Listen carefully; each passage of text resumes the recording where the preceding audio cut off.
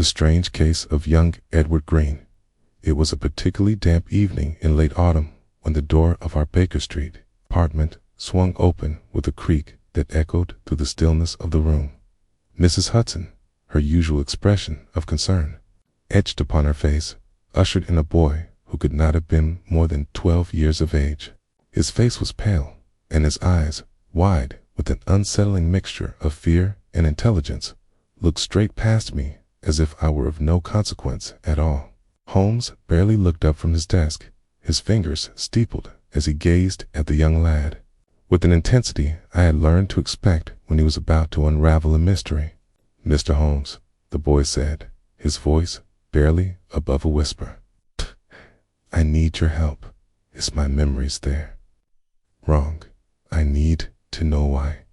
I glanced at Holmes, who had now shifted his attention fully toward the boy, his brow furrowed, as he motioned for the child to come closer. "Come, sit. And tell me, young master, why do you believe your memories are wrong?" The boy hesitated, clutching the brim of his hat nervously. "I can remember things I couldn't possibly know. People's conversations, places I've never been, even moments before I was born." I felt a chill run down my spine. I had heard of many strange cases in my years with Holmes, but this was new. The boy, Edward Green, sat down on the edge of the chair, his eyes fixed on the floor. Avoiding my gaze, but still speaking as if the very act of revealing his predicament was a burden too heavy for his young mind to bear. Holmes, in his usual manner, did not rush him, but gave him a moment to collect his thoughts. "Tell me, Edward, when did you first begin to notice these peculiar memories?" The boy's eyes flickered briefly before he answered. "It started about 2 months ago. I was playing in the park with my sister when I suddenly remembered a conversation my parents had that they'd had when I was not yet born. It was as if I had been there, listening to them. And then there were more little things, like conversations from years ago, or events I couldn't have witnessed." "Most curious," Holmes murmured, tapping his fingers against the armrest of his chair. "And what exactly are these memories? What have they shown you?" Edward shifted in his seat, his fingers twisting the fabric of his trousers. "As if I've lived them all before. I remember my mother telling my father she would not live past the age of 42. I know my father's letters by heart, letters he's never written. I know about people who have passed away long before I was born. I felt my pulse quicken. There was something undeniably unsettling in this. It was not merely a child's fanciful imagination at work. It was far more sinister, far more precise. Perhaps," I ventured, "you've heard these things spoken of in passing." The boy shook his head fervently. "No, sir, I know them all." Kane recalled details of things like the color of my mother's shawl when she spoke those words to my father. Details no one has ever told me. Holmes leaned forward, his eyes sharp as knives. "And what is it that you wish from me, young Edward?" "I need to understand why," he said, his voice shaking slightly. "Why do I know these things? Why can I see the past so clearly when it's not my past to see?" Holmes' expression softened, but only slightly. "We shall find out. But first, I need to know everything, every detail you've remembered. Let us begin with the most recent memory." Edward inhaled deeply, as if preparing for something difficult. "It was last Tuesday," he began. "I was in the library, and I suddenly knew a man, someone I'd never met. I knew his name, William Cartwright, and I knew he had a secret. He's going to die soon, and I don't know why I know this, but I do." Holmes' eyes lit up with curiosity, a flicker of something deeper in his gaze. He reached for his pipe, which he seldom smoked unless truly intrigued, and began to speak slowly, carefully, as though weighing each word. "Tell me more about this man. Do you remember his face? Did you see him?" Edward nodded, his hands trembling slightly. "Yes, I've seen him. He was at the library with a tall woman. I think they were arguing. But I know he's important somehow. Holmes' lips curled into a small, calculating smile. A secret, you say? Perhaps this Cartwright holds more than just the key to your confusion. Edward, I don't know what it is, the boy said, his voice now barely a whisper. But I know it's connected to my memories, to all of them. Holmes rose from his chair with a sudden, fluid motion, his long coat swishing behind him. He walked across the room, his boots clicking sharply against the wooden floor as he approached the window. He stood there for a moment, looking out into the fog-covered streets of London, his mind clearly elsewhere. I had long since learned to follow his mental leaps, and at that moment I could not help but wonder what thoughts were racing through his brilliant mind. Tell me, Edward, Holmes said after a long pause, his voice calm but with an unmistakable edge of intensity. Did you hear any mention of Cartwright's name before this memory came to you? No, Edward answered, shaking his head. I've never heard of him before. Yet you know his name and his secret. Holmes muttered to himself, his fingers tapping rapidly against the windowsill. He turned to face the boy once more. Do you know where this man lives? Where he can be found? Edward's brow furrowed. I think so. He lives near Fleet Street, not far from St. Paul's Cathedral. I know where he lives, but I've never been there. Curious, Holmes said, his voice rising with excitement. Your memories, Edward, seem to be guided by something more than mere chance. Right? They have an uncanny precision. It is almost as if your mind is tapping into something that is not yours to know. But how? That is what we shall uncover. He paused, as if mulling over the information, before turning to me with a slight grin. Watson, I believe it is time to pay a visit to this William Cartwright. I nodded, though I was uneasy. The very nature of this case, this boy, his strange memories, the cryptic man named Cartwright, it to shiver through my spine. There was a deep mystery here, one that I felt had roots extending far beyond the young Edward's troubled mind.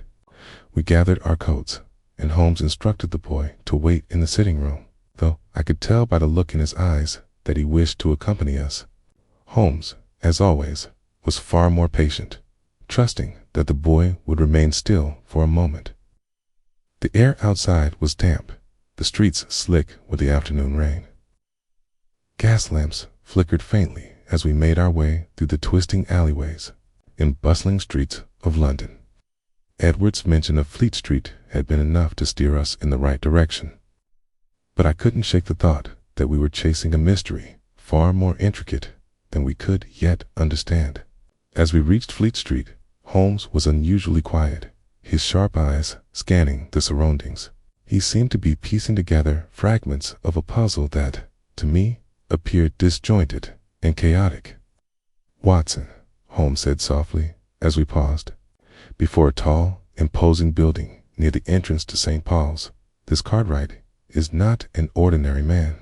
There is more to him than meets the eye. The question is, what is he hiding? And why would young Edward be able to remember his existence with such vivid detail? Gazing at Holmes, feeling a flicker of apprehension. There was something in his tone that suggested we were about to walk into far deeper waters than I had anticipated. The thought that a boy of Edward's age could hold the key to unraveling such a mystery was beyond me. Holmes motioned for me to follow as we entered the building. The musty scent of old wood and dust greeted us, and we ascended the narrow stairs to the upper floor. We would soon confront a man whose secrets, it seemed, were entwined with the very memories of the child we had left behind on Baker Street. I could not shake the feeling that this was only the beginning. A mere spark had ignited a fire that could very well consume us all. Section 2.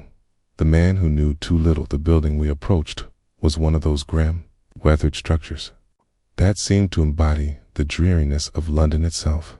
Its high, narrow windows were covered in grime, with cobwebs hanging from the upper corners like silent sentinels, guarding the secrets of those who lived within.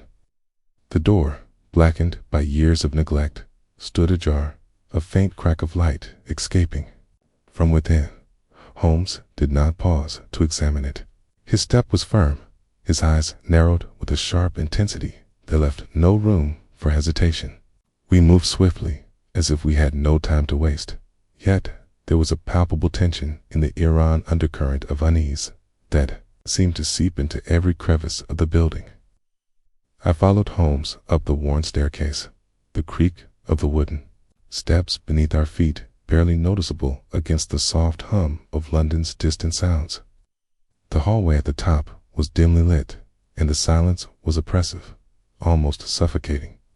Holmes knocked twice on the door at the end of the hall, deliberate, but with a strange air of finality. We stood there for a moment, waiting, the silence stretching on like a taut wire. The door opened with a slow, deliberate creak. A man stood in the doorway, his face gaunt and pale, his eyes hidden beneath the shadow of his brow. He was dressed in a dark suit that seemed too formal for the setting, the fabric fraying slightly at the cuffs. His expression was guarded, as though he had been expecting us, but was unsure of how to proceed. His lips parted, as if he were about to speak, but the words caught in his throat. "Mr. Cartwright," Holmes asked, his voice smooth but edged, with an unmistakable authority. "We have come to speak with you about a matter of some urgency." The man nodded slowly, stepping aside to allow us entry. "Come in," he said in a voice that was almost too soft, as though he were not accustomed to speaking aloud. The room we entered was sparse furniture of modest quality, with no hint of luxury. A single desk sat by the window, cluttered with papers, while a small armchair stood near the hearth, where a faint fire crackled. The room was oddly sterile, as if the occupant had taken great care to remove any personal touch. It gave off the feeling of a place where one did not live, but simply existed, temporary lodging, perhaps, or a space for reflection, but nothing more. Cartwright gestured for us to sit, but he did not join us. Instead, he stood near the window, his back to us, as though lost in thought.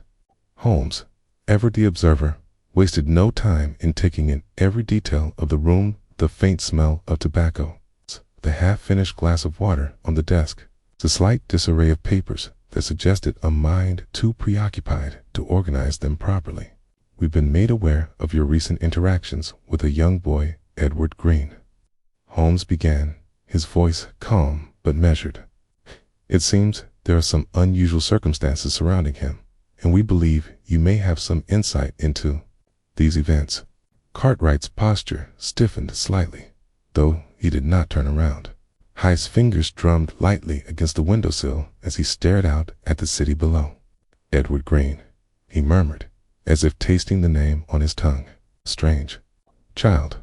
I've had little to do with him, Mr. Holmes, beyond a brief encounter at the library."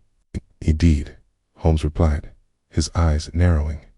"But this encounter seems to have left an impression on the boy, one that he cannot easily forget. You see, Edward has memories of events he should not know, of things he has never witnessed. Among them is the knowledge of a conversation between your parents, a conversation that took place long before he was born." At the mention of the conversation, Cartwright's shoulders tensed. He finally turned to face us, his eyes now focused entirely on Holmes, as if the mention of his past had awakened something within him. "What are you suggesting, Mr. Holmes?" he asked, his voice low and wary. Holmes leaned forward slightly, his gaze unwavering. "I suggest that you may know more about young Edward's memories than you are letting on. Perhaps you understand why he has such vivid recollections of events he should not remember." Cartwright's gaze flickered briefly toward the window, before returning to Holmes. He was quiet for a long moment, his fingers still drumming against the windowsill. Then, with a resigned sigh, he spoke. "I am not the man you think I am," he said, his voice tinged with bitterness. "I have lived many years under the shadow of my family's secrets, and now it seems that shadow is reaching out to touch others." Holmes did not speak immediately, allowing the weight of Cartwright's words to sink in. His eyes were fixed on the man, calculating, measuring, always a step ahead. I felt an unsettling sensation in my chest, the sense that we were standing on the edge of something far darker than we had anticipated. "What secrets are these?" I asked, my voice unable to hide the curiosity that had slowly begun to consume me. Cartwright turned away again, his hands clasped tightly behind his back. "I cannot speak of it, not yet," he replied, his voice barely above a whisper. "But there are those who would stop at nothing to keep the truth buried." I feared that. Edward's memories are not just a product of his mind, but something far more dangerous. Holmes rose from his chair and moved toward the desk, his fingers lightly grazing the scattered papers. "What do you mean by dangerous?" he asked, his tone now sharp and commanding. "If Edward's memories are not his own, then what are they? Whose memories are they, Mr. Cartwright?" Cartwright's eyes shifted nervously, his jaw tightening as if struggling to contain a deep fear. He took a step forward, lowering his voice. "You must understand," he said, "I have been part of something much larger than I ever realized.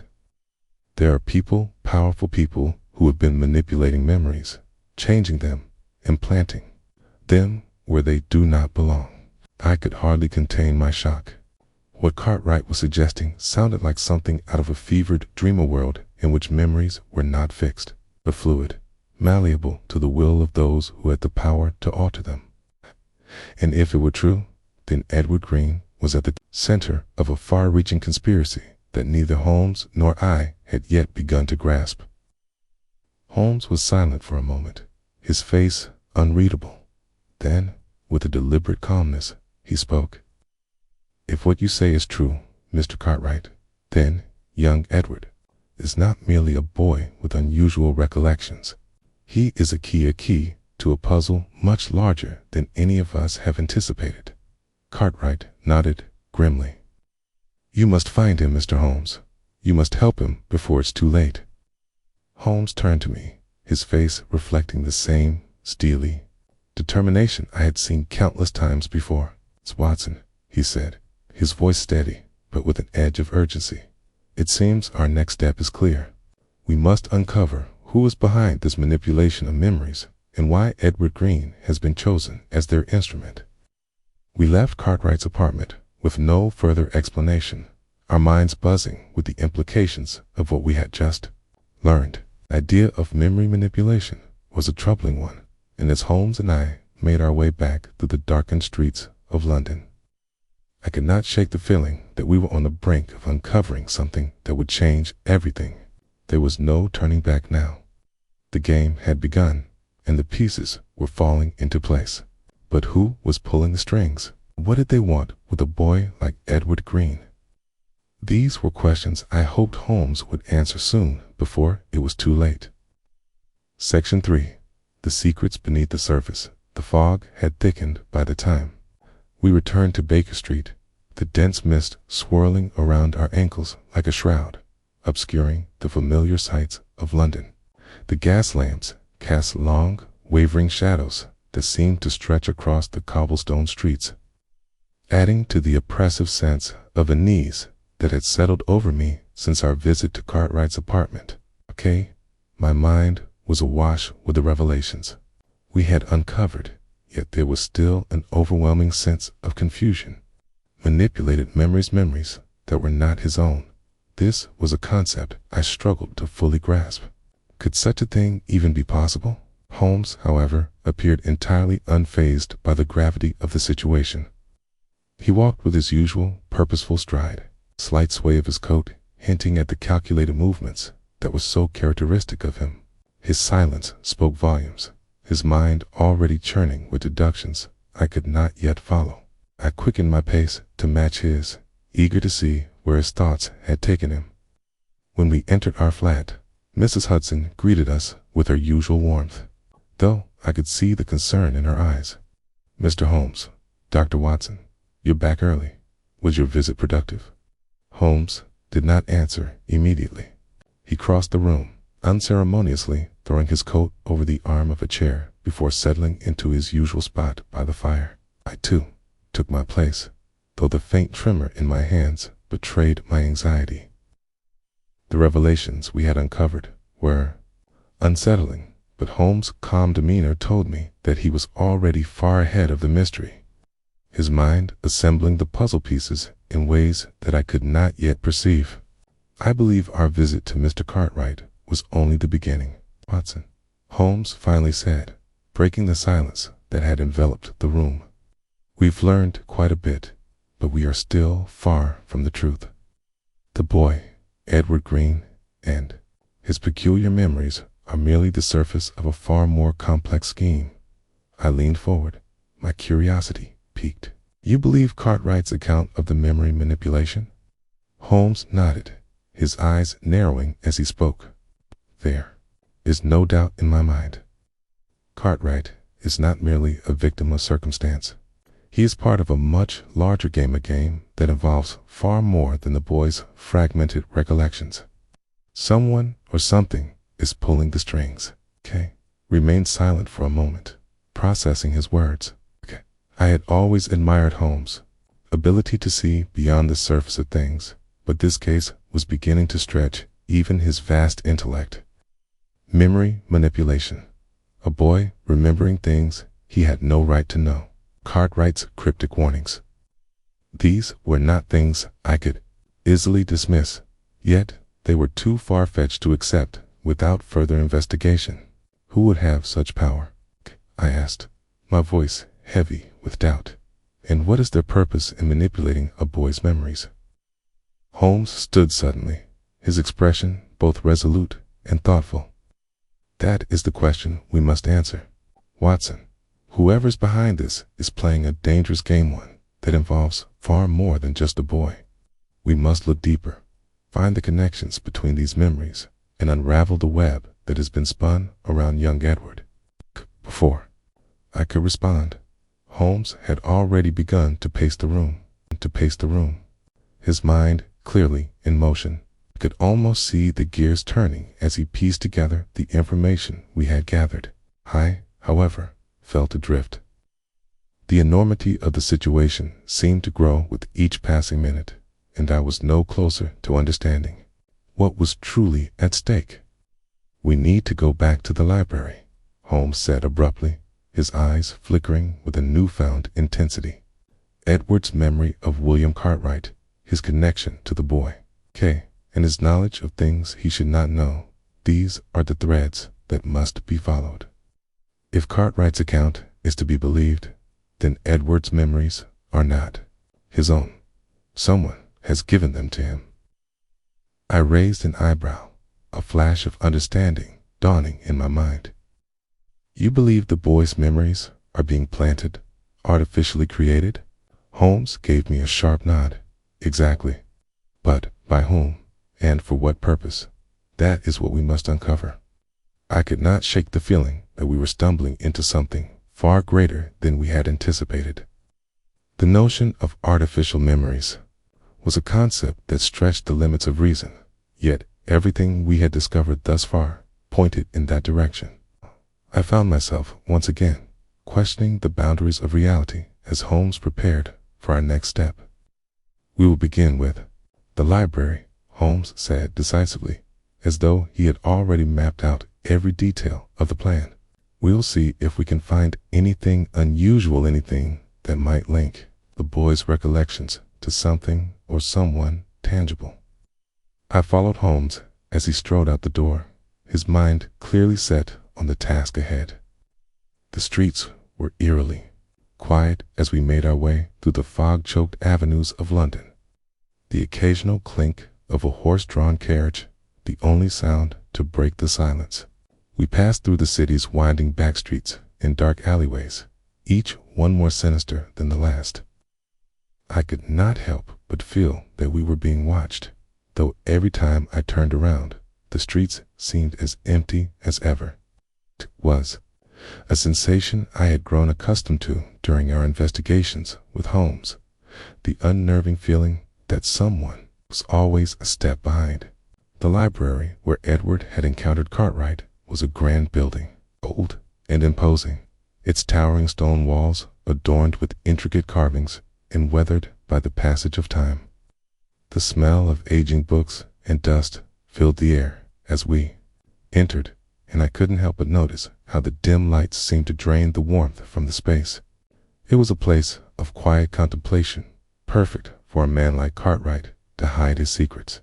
Holmes immediately began his search, his eyes scanning the shelves with practiced precision. He walked with purpose, each movement deliberate and measured, as he sought something hidden in plain sight. I, on the other hand, stood back, watching as he moved from shelf to shelf, his fingers lightly grazing the spines of countless volumes. "There," Holmes said suddenly, his voice low but filled with excitement. He had stopped before a small, unassuming section of the library, a set of books that appeared to be little more than forgotten relics of a bygone era. He pulled one from the shelf, its cover worn and faded from years of neglect. "Watson, come here," he called, his voice filled with a strange urgency. I approached, my heart pounding in my chest as I peered over his shoulder at the book in his hands. The title was faded, barely legible, but there was something about it that caught my eye. A name, perhaps, or a symbol. Holmes flipped the book open, revealing pages of densely packed text written in a script I could not decipher. "This," Holmes said, his fingers tracing the page with reverence, "is the key. This book, Watson, contains the answers to our questions." I stared at the pages before me, my mind racing to catch up with the implications of Holmes' discovery.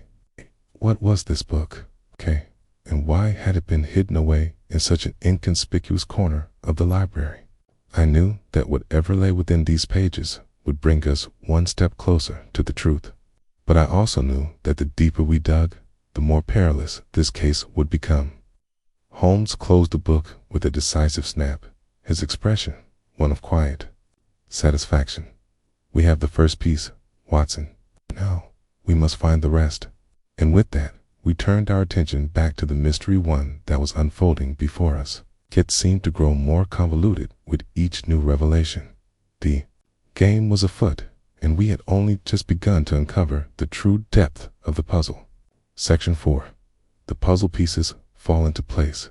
The discovery of the strange, forgotten book had brought a new wave of urgency to our investigation.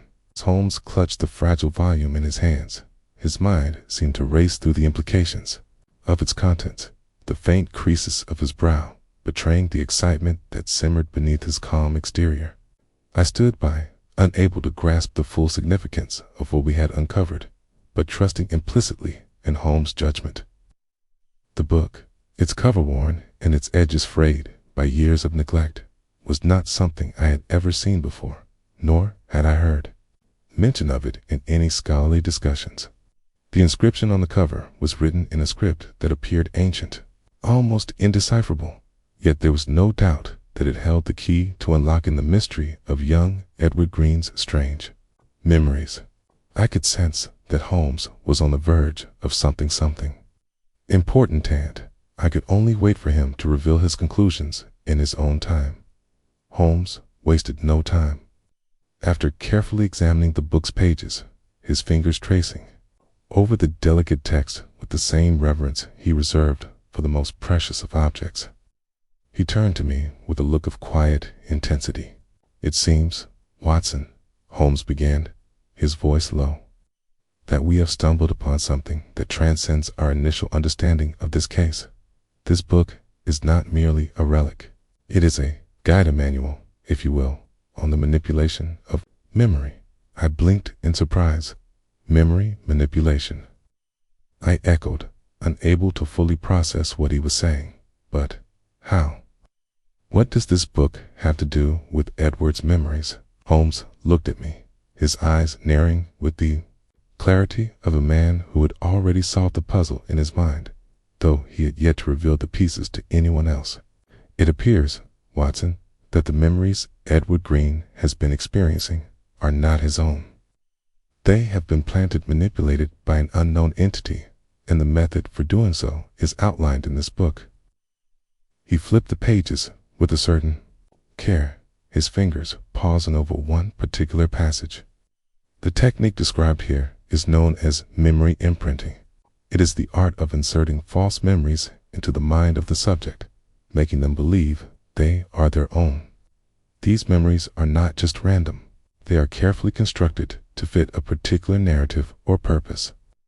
I felt a chill run down my spine. But who would do such a thing, and why? What purpose could there possibly be in manipulating a child's memories? Holmes' gaze turned distant, his thoughts clearly focused on the larger picture. The purpose, Watson, is to shape the individual, to control them without their knowledge. And the fact that young Edward has been targeted suggests that he is not merely an innocent bystander in this game. There is something about him, something vital to this operation that we have yet to uncover. The weight of his words hung in the air, thick with the promise of danger and intrigue. But who, Holmes? I asked, my voice rising with the frustration of not yet understanding the full scope of this enigma. Who would go to such lengths to manipulate a child? What could they want from him? Holmes did not answer immediately. Instead, he closed the book gently, as though its contents were too precious to be left open for long. He stood, his mind clearly working at full speed, and paced the room in his usual fashion. I could tell that he was putting the pieces together, connecting dots that I could not yet see. "It is not just any child, Watson," he finally said, his voice low with a newfound intensity. "Edward Green is a conduit, a vessel, if you will, for something far more significant than we initially realized. His memories, though artificially implanted, contain fragments of a larger puzzle. A puzzle that someone very powerful has been trying to solve for years." I frowned. "And you believe this book contains the answer?" "I do," Holmes replied, his eyes gleaming with a rare fervor. "This book is not merely a record of the technique used to manipulate memories. It is a guide to the very heart of this operation. Whoever's behind this has been using it to shape individuals for a long time, and now they have turned their attention to Edward." I stood in stunned silence. The implications were too vast to fully comprehend, but one thing was clear. Edward Green was at the center of something far darker than we had anticipated. If what Holmes suggested was true, then this was no mere case of a boy's confused memories. This was a carefully orchestrated plan, a plot that had been set in motion long before we had even begun our investigation. "Then we must find out who is behind this, Holmes," I said, the urgency in my voice now matching his. "We must track them down before they can do more harm." Holmes turned to me, his expression grim. "That is precisely what we shall do, Watson. But first, we need to learn more about Edward's connection to this operation. We must understand why he is being targeted and what role he plays in this grand scheme." As always, Holmes' brilliance was matched only by his unwavering resolve. I could see now that the case had taken a new turn, one that would lead us into uncharted waters. The idea of memory manipulation, while unsettling, was only the tip of the iceberg. There was far more at stake here, and the deeper we delved, the more dangerous the waters would become. We left Baker Street once again, this time with a more defined sense of purpose. The streets of London seemed even more oppressive under the fog, the muffled sounds of the city swallowed by the dense haze. Holmes led the way with his usual sense of determination, his stride purposeful, though his mind was clearly elsewhere. I, too, was lost in thought, my mind racing to catch up with the revelations we had uncovered. What was it about Edward Green that made him so important to whoever was behind this operation? And what was their ultimate goal? We arrived at our next destination shortly after an old mansion that had been abandoned for years. Edward's connection to this place had been vague, But Holmes believed it was crucial to understanding the boy's involvement in the larger scheme. We entered the darkened hallway, the smell of decay and mildew thick in the air. The mansion had once been grand, but now it was little more than a forgotten relic, its secrets hidden within its walls. Holmes moved with a quiet urgency, his footsteps echoing through the empty halls as he scanned the surroundings.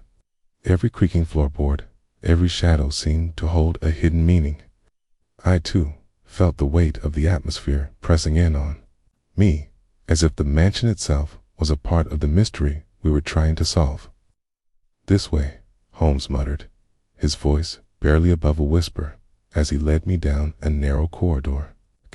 At the end of the hall stood a door, simple, unassuming, yet it felt significant. Holmes approached it with the same quiet intensity that he reserved for the most important discoveries. He paused for a moment, his hand resting on the door handle, and then he turned to me with a grim smile.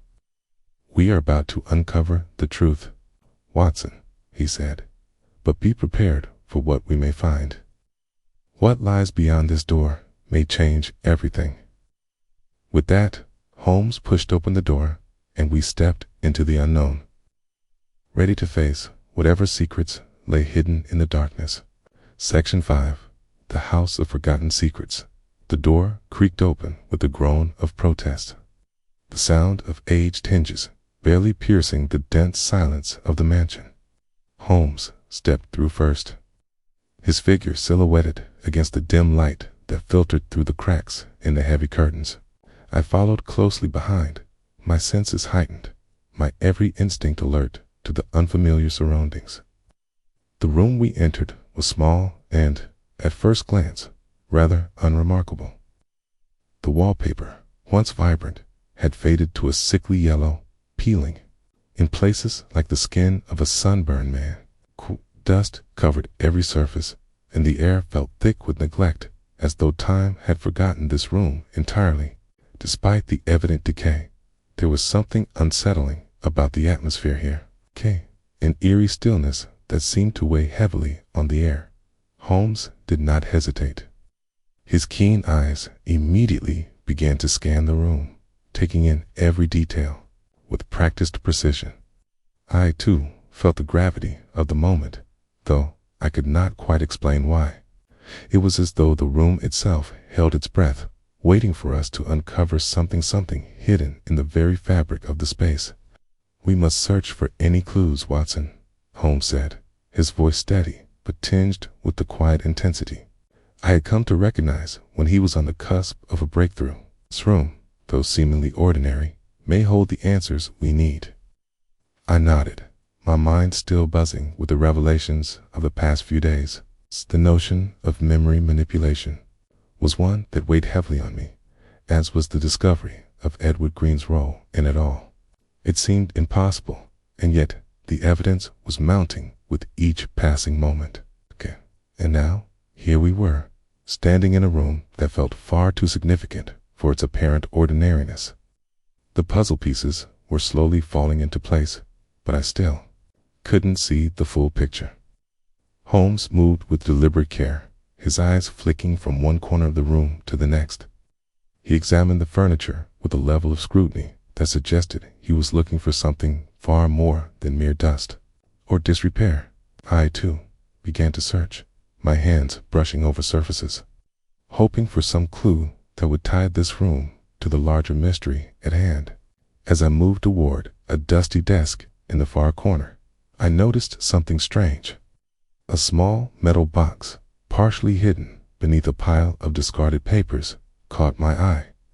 It was unremarkable at first glance, but there was something about it that felt out of place. I crouched down to inspect it more closely. "Holmes, over here," I called quietly, my voice barely above a whisper. Holmes immediately crossed the room, his footsteps muffled by the thick carpet beneath our feet. He knelt beside me, his eyes narrowing as he took in the sight of the box. "It's interesting," he murmured, his fingers brushing the surface of the box. It was small and unadorned, with no markings or distinguishing features. He lifted it carefully, as if wary of what might lie inside. "Shall we open it?" I asked, the tension in the air palpable. Holmes gave a slight nod, his expression unreadable. "We must. There's no point in standing on ceremony now." With a soft click, the box opened. Inside, nestled between layers of velvet lining, was a collection of photographs. The images were old, their edges yellowed with age. They were photographs of people I did not recognize, men and women whose faces seemed oddly familiar, though I was sure I had never seen them before. Each photograph was labeled in fine, meticulous handwriting, though the names were unfamiliar and cryptic. Holmes carefully examined the photographs, his eyes flicking between them with increasing interest. He picked up one of the images and studied it intently. It was a portrait of a man tall, with dark hair and piercing eyes. The date on the bottom of the photograph was smudged, but it appeared to be from decades ago. There was a strange sense of recognition in his expression, as though Holmes had seen this man before, though I could not understand how. "Fascinating," Holmes said softly, as if speaking to himself. "These photographs are not random. They are connected." I leaned in closer, trying to make sense of the images. "Who are these people, Holmes, and why are they in this box?"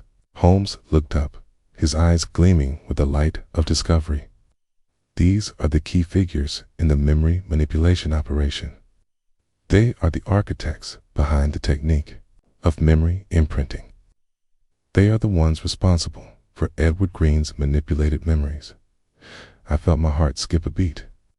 "You mean these people have been orchestrating all of this?" Holmes gave a brief, grim nod. "Precisely. And I suspect that one of them is closer to Edward than we realize." He set the photograph down carefully and began to sift through the others.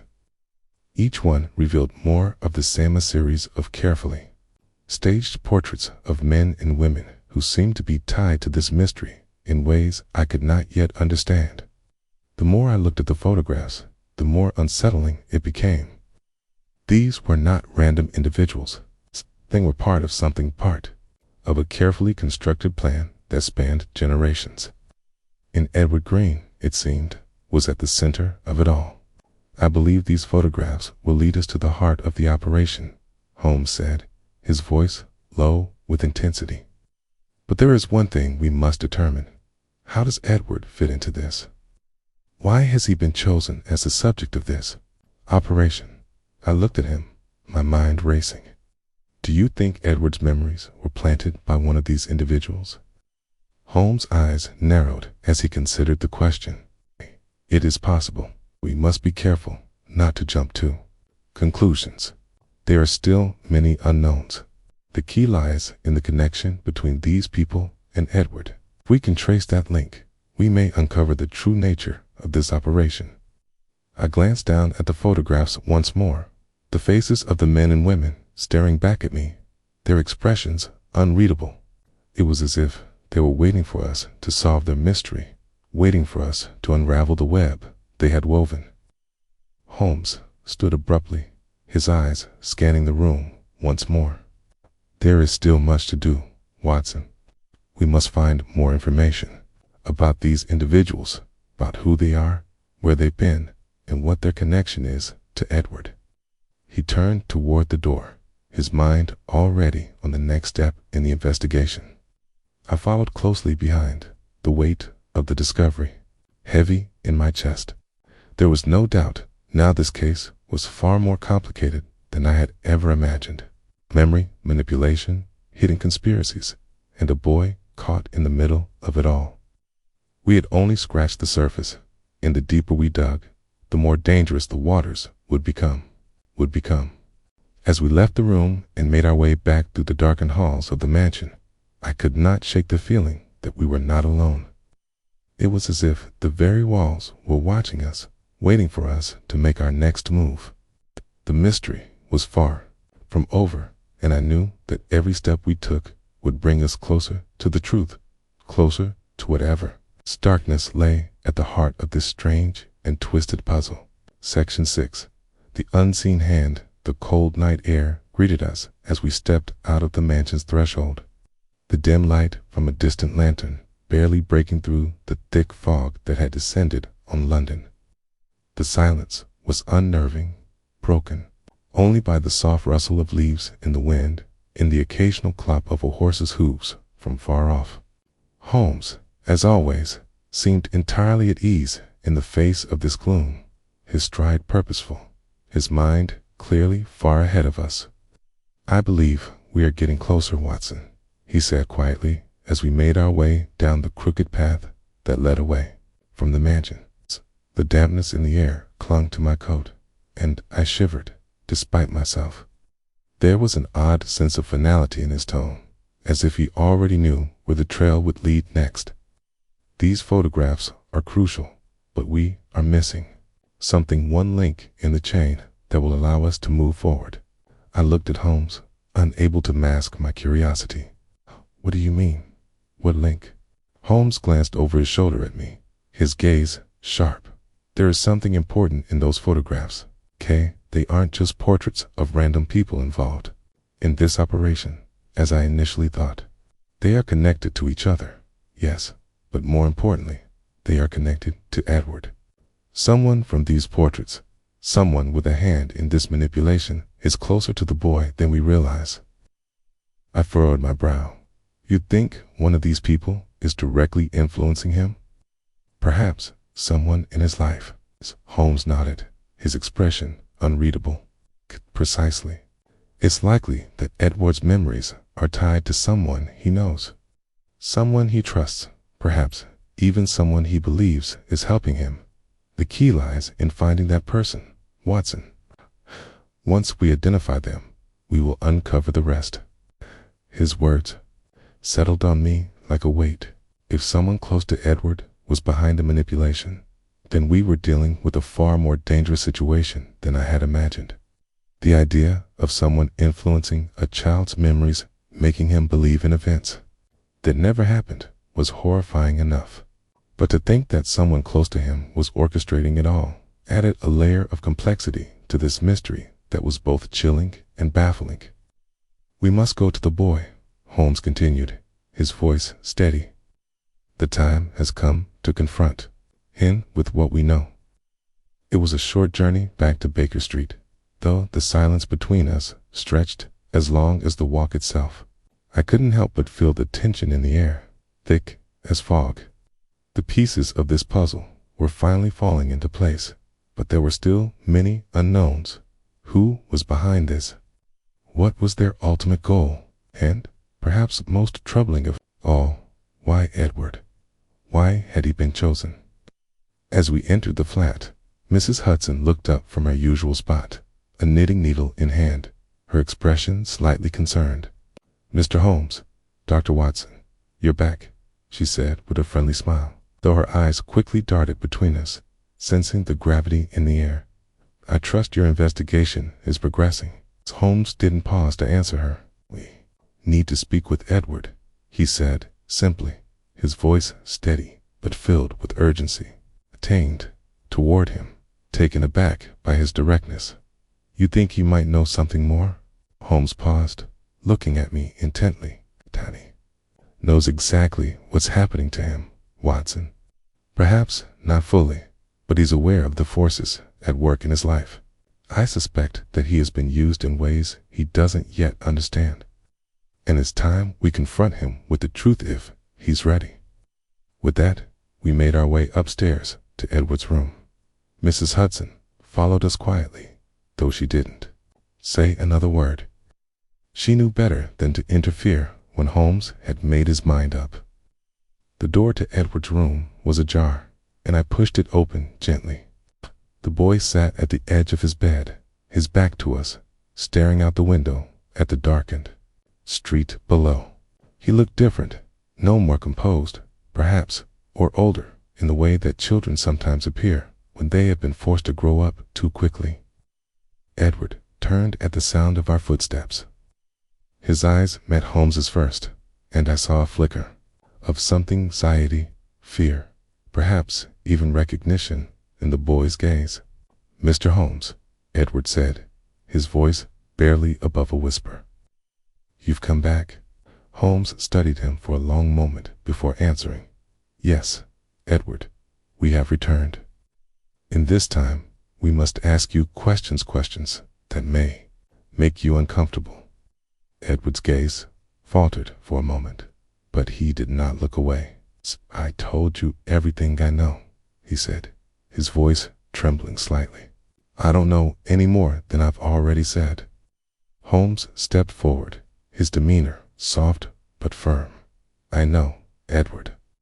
But we believe you know more than you realize. You see, your memories, these things you've recalled are not your own. They were planted in your mind by someone. The words hit the boy like a physical blow. He recoiled slightly, his eyes wide, and for the first time he looked truly vulnerable. No, he whispered, shaking his head. No, that's not possible. I remember them. I know them. I could see that the boy was struggling to accept what Holmes was saying. His world had already been turned upside down once, and now this new revelation threatened to shatter the fragile reality he had clung to. Edward, Holmes said gently, the memories you have are not your own. They are the product of something or someone beyond your control. But we can help you understand it. We can help you remember who is behind this. You have been used, Edward, but it's not too late to stop it. The boy's face twisted in confusion, and for a moment he looked as if he might break down entirely.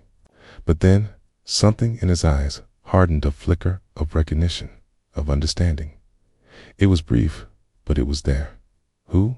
He asked, his voice now steady but laced with fear. Who is doing this to me? Why me? Holmes's gaze softened. We are still piecing that together, Edward, but I promise you this. Once we find the person who did this, we will make sure it stops. We will give you the answers you deserve. Edward's lips trembled, but he nodded, the weight of his own confusion evident in his expression. He opened his mouth to speak again, but then paused, looking down at his hands. I don't remember everything, he said in a small voice, but I remember those people in the photographs, the ones you showed me. They've been in my dreams. I don't know who they are, but I feel like I should.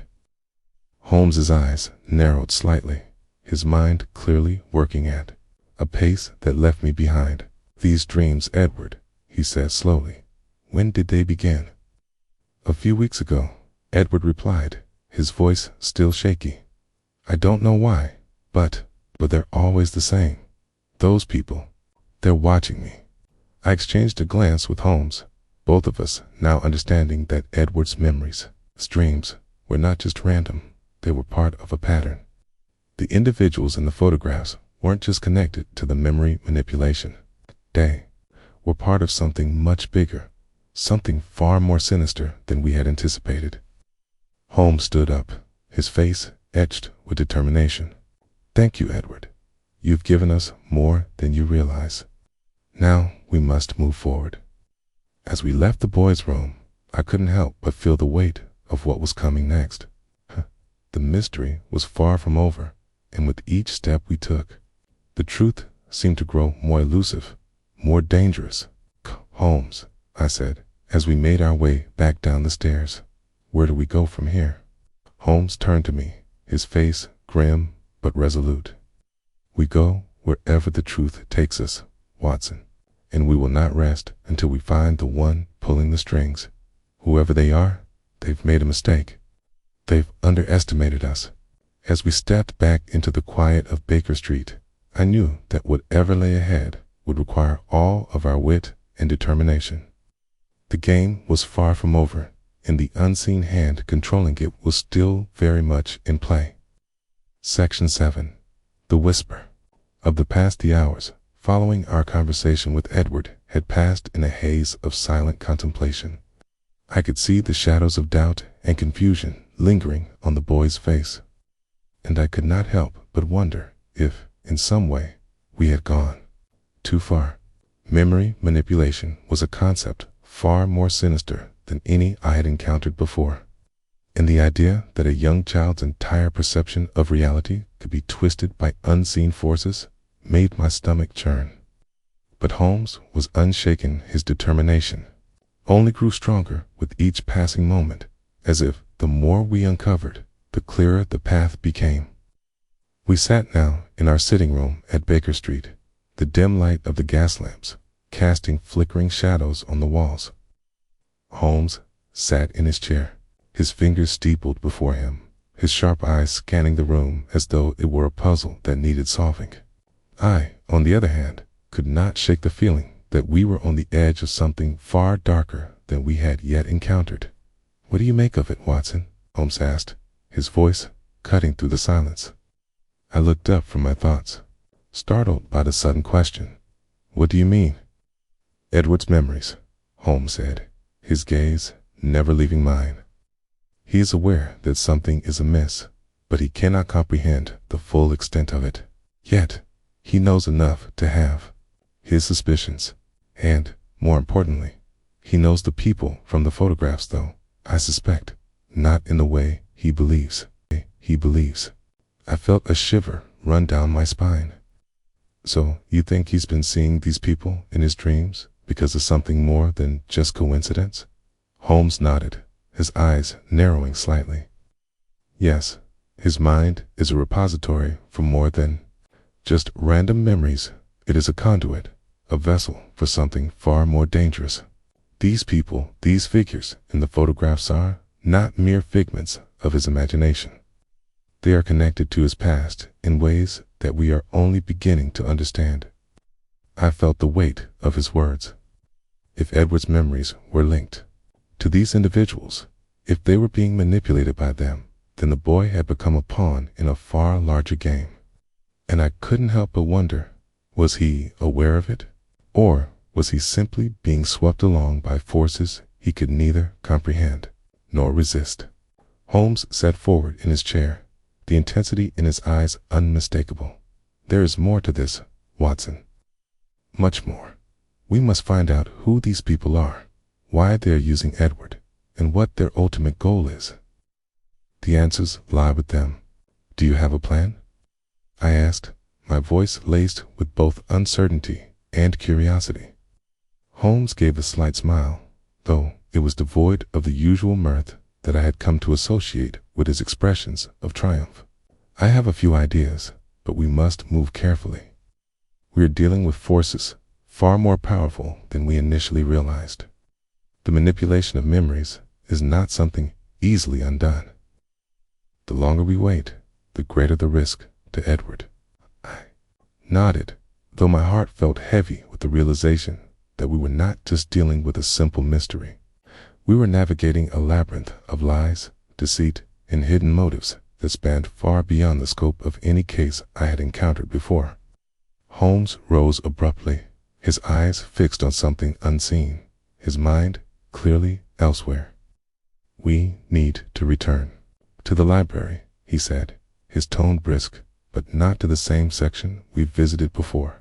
There is another area, a restricted section, where records are kept, documents, journals, notes. I believe there we may find the missing link." I stood quickly, eager to follow him. "You think these documents will help us find the people behind this, or at least reveal more about their motives?" Holmes gave a single, sharp nod. "Precisely. These people are not simply interested in manipulating memories for the sake of it. There is a larger plan at work, one that involves more than just Edward, okay? And the sooner we understand it, the sooner we can stop them." We left Baker Street in haste, the cold air biting at our faces as we made our way toward the library once again. The streets were eerily quiet, the fog thickening as we walked, making the city feel distant, detached from the world we knew. It was as though we had entered a different realm altogether, a place where shadows lingered, just out of reach, where secrets lay buried beneath layers of history, waiting to be uncovered. When we arrived at the library, the imposing stone structure loomed before us, its grand facade a stark contrast to the unease that churned within me. Holmes led the way, his pace unhurried but purposeful, as though he had already mapped out every step in his mind. We entered the building with little fanfare, the musty smell of old books and parchment greeting us. The librarian, a gray-haired woman with a sharp gaze, nodded at us as we approached the desk. She was no stranger to Holmes, and I could tell that she trusted him, or at least tolerated his peculiarities. "Mr. Holmes, Dr. Watson," she said in a voice that was both professional and guarded.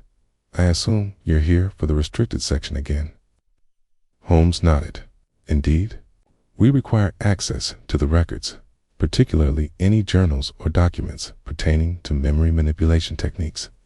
The librarian raised an eyebrow, her expression carefully neutral. "I must warn you, Mr. Holmes, that some of the documents in that section are sensitive.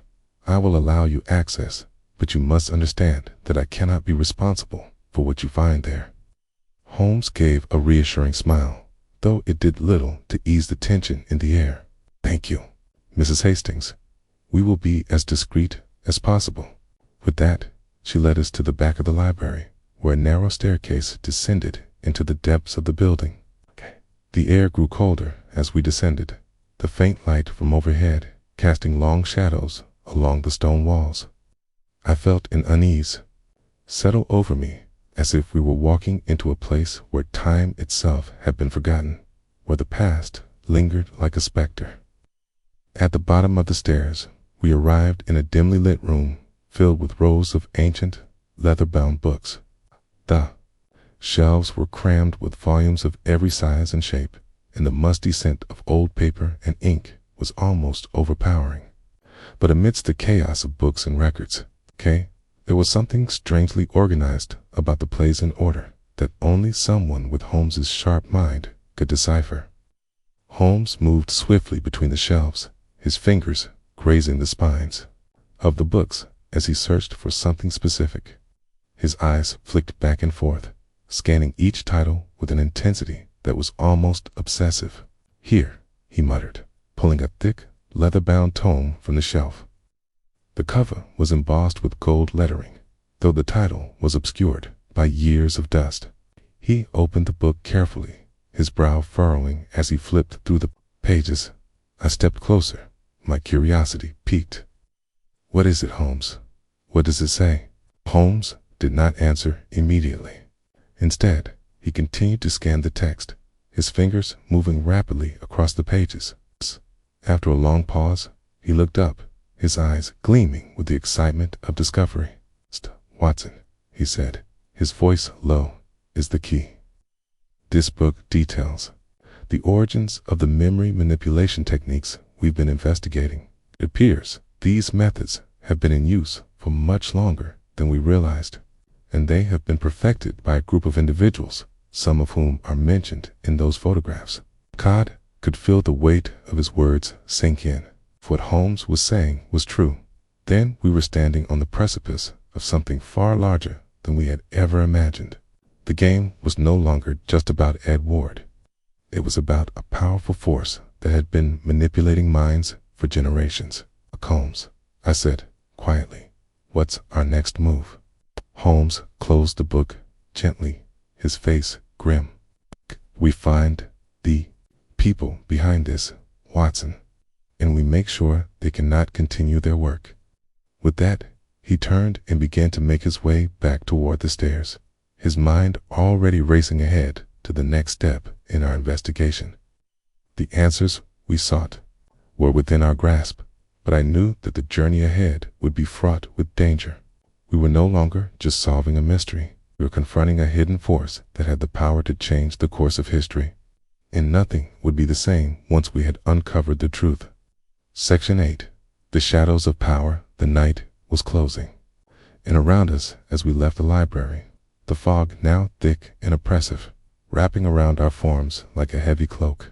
The dim glow of gas lamps flickered in the distance, but the path before us seemed impossibly long, obscured by the haze that hung low over the city. It was a city of secrets, and tonight It felt as though we were standing at the very edge of something vast, something ancient that had remained hidden for too long. Holmes walked with purpose, his steps measured and deliberate. I trailed slightly behind him, my thoughts swirling with the weight of the knowledge we had uncovered in that darkened, hidden room beneath the library. Still the book in Holmes's hands, one detailing the origins of memory manipulation, held the key to everything we had been investigating. But even as he walked with that familiar intensity, I could feel the weight of uncertainty in the air. There were still so many questions, so many unknowns. Holmes, I said quietly, breaking the silence between us. This book, not just a manual on memory manipulation, is it? There's something more to it, something we haven't fully grasped yet. Holmes gave a slight nod, his eyes fixed ahead, though his mind was clearly still focused on the puzzle we had only begun to unravel. You are correct, Watson. This book contains more than just the techniques used to manipulate memories. It is a recorded history, even of those who have used these methods. And within these pages, we will find the connections we need. The people in the photographs, they are only the surface. We must understand who they are, how they've operated, and why Edward Green has become their target. But why him? Asked. The question that had been plaguing my mind for days, finally escaping my lips. Why has Edward been singled out? What is it about him that makes him so important to these people? Holmes paused, his head tilting slightly as if considering the question for the first time. That, Watson, is the question we must answer. But I believe we are on the cusp of uncovering the truth. There is a pattern to these events, and we are beginning to see it. The connections are there, waiting for us to piece them together. We continued walking, the streets now eerily quiet, as if the city itself were holding its breath. Holmes's stride never faltered, but I could sense the weight of his thoughts pressing down on him. Whatever lay ahead, we were both aware that the danger we were facing was far more real and immediate than we had first realized. We need to find one of these individuals, Holmes continued, his voice quiet but resolute. Someone connected to the operation. We cannot simply wait for them to come to us. We must go to them, uncover their identities, and expose them for what they are. I nodded, though a sense of unease crept over me. Right. There was something in Holmes's voice, something cold and determined. I felt a shiver run down my spine. So you think he's been seeing these people in his dreams because of something more than just coincidence? Holmes nodded, his eyes narrowing slightly. Yes, his mind is a repository for more than just random memories. It is a conduit, a vessel for something far more dangerous. These people, these figures in the photographs are not mere figments of his imagination. They are connected to his past in ways that we are only beginning to understand. Felt the weight of his words. If Edward's memories were linked to these individuals, if they were being manipulated by them, then the boy had become a pawn in a far larger game. And I couldn't help but wonder, was he aware of it? Or was he simply being swept along by forces he could neither comprehend nor resist? Holmes sat forward in his chair, the intensity in his eyes unmistakable. There is more to this, Watson. Much more. We must find out who these people are, why they are using Edward, and what their ultimate goal is. The answers lie with them. Do you have a plan? I asked, my voice laced with both uncertainty and curiosity. Holmes gave a slight smile, though it was devoid of the usual mirth that I had come to associate with his expressions of triumph. I have a few ideas, but we must move carefully. We are dealing with forces far more powerful than we initially realized. The manipulation of memories is not something easily undone. The longer we wait, the greater the risk to Edward. Nodded, though my heart felt heavy with the realization that we were not just dealing with a simple mystery. We were navigating a labyrinth of lies, deceit, and hidden motives that spanned far beyond the scope of any case I had encountered before. Holmes rose abruptly, his eyes fixed on something unseen, his mind clearly elsewhere. "We need to return to the library," he said, his tone brisk, but not to the same section we visited before. "There is another area, a restricted section, where records are kept, documents, journals, notes. I believe there we may find the missing link." I stood quickly, eager to follow him. "Do you think these documents will help us find the people behind this, or at least reveal more about their motives?" Holmes gave a single, sharp nod. "Precisely. These people are not simply interested in manipulating memories for the sake of it. There is a larger plan at work, one that involves more than just Edward. And the sooner we understand it, the sooner we can stop them." We left Baker Street in haste, the cold air biting at our faces as we made our way toward the library once again. The streets were eerily quiet, the fog thickening as we walked, making the city feel distant, detached from the world we knew.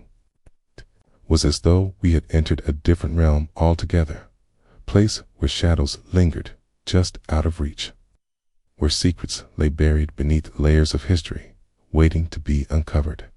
When we arrived at the library, the imposing stone structure loomed before us, its grand facade a stark contrast to the unease that churned within me. Holmes led the way, his pace unhurried but purposeful, as though he had already mapped out every step in his mind. We entered the building with little fanfare, the musty smell of old books and parchment greeting us. The librarian, a gray-haired woman with a sharp gaze, nodded at us as we approached the desk. She was no stranger to Holmes, and I could tell that she trusted him more, at least tolerated his peculiarities. "Mr. Holmes, Dr. Watson," she said in a voice that was both professional and guarded. "I assume you're here for the restricted section again." Holmes nodded. "Indeed. We require access to the records, particularly any journals or documents pertaining to memory manipulation techniques." The librarian raised an eyebrow, her expression carefully neutral. "I must warn you, Mr. Holmes, that some of the documents in that section are sensitive. I will allow you access, but you must understand that I cannot be responsible for what you find there." Holmes gave a reassuring smile, though it did little to ease the tension in the air. "Thank you, Mrs. Hastings. We will be as discreet as possible." With that, she led us to the back of the library, where a narrow staircase descended into the depths of the building. The air grew colder as we descended, the faint light from overhead casting long shadows along the stone walls. I felt an unease settle over me, as if we were walking into a place where time itself had been forgotten, where the past lingered like a specter. At the bottom of the stairs, we arrived in a dimly lit room filled with rows of ancient, leather-bound books. We keyed the bond. The shelves were crammed with volumes of every size and shape, and the musty scent of old paper and ink was almost overpowering. But amidst the chaos of books and records, there was something strangely organized about the plays-on order that only someone with Holmes's sharp mind could decipher. Holmes moved swiftly between the shelves, his fingers grazing the spines of the books as he searched for something specific. His eyes flicked back and forth, scanning each title with an intensity that was almost obsessive.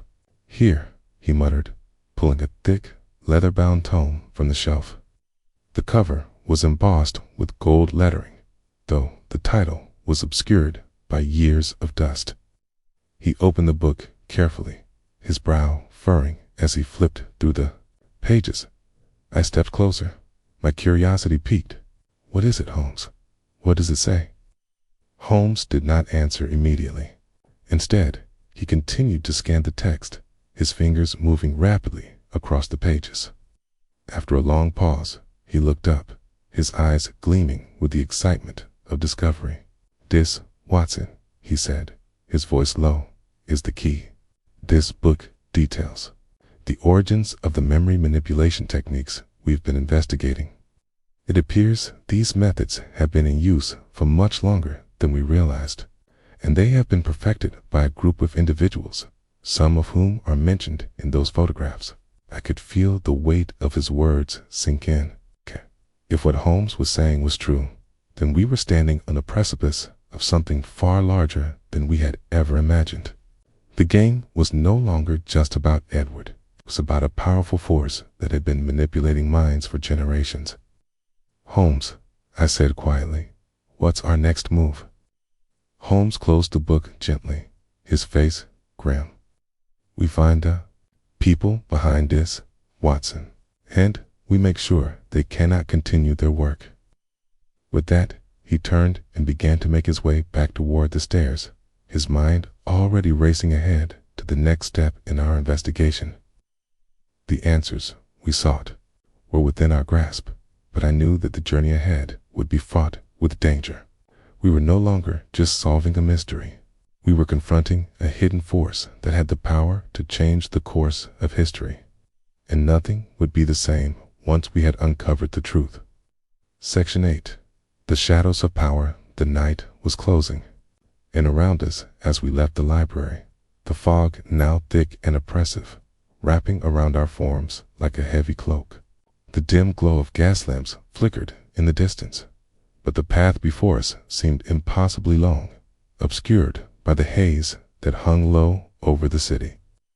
It was a city of secrets, and tonight it felt as though we were standing at the very edge of something vast, something ancient that had remained hidden for too long. Holmes walked with purpose, his steps measured and deliberate. I trailed slightly behind him, my thoughts swirling with the weight of the knowledge we had uncovered in that darkened, hidden room beneath the library. The book in Holmes's hands, one detailing the origins of memory manipulation, held the key to everything we had been investigating. But even as he walked with that familiar intensity, I could feel the weight of uncertainty in the air. There were still so many questions, so many unknowns. "Holmes," I said quietly, breaking the silence between us, "this book, it's not just a manual on memory manipulation, is it? There's something more to it, something we haven't fully grasped yet." Holmes gave a slight nod, his eyes fixed ahead, though his mind was clearly still focused on the puzzle we had only begun to unravel. "You are correct, Watson. This book contains more than just the techniques used to manipulate memories. It is a recorded history, even of those who have used these methods. And within these pages, we will find the connections we need, the people and the photographs. They are only the surface. We must understand who they are, how they've operated, and why Edward Green has become their target." "But why him?" I asked, the question that had been plaguing my mind for days finally escaping my lips. "Why has Edward been singled? How? What is it about him that makes him so important to these people?" Holmes paused, his head tilting slightly, as if considering the question for the first time. "That, Watson, is the question we must answer. But I believe we are on the cusp of uncovering the truth. There is a pattern to these events, and we are beginning to see it. The connections are there, waiting for us to piece them together." We continued walking, the streets now eerily quiet, as if the city itself were holding its breath. Holmes's stride never faltered, but I could sense the weight of his thoughts pressing down on him.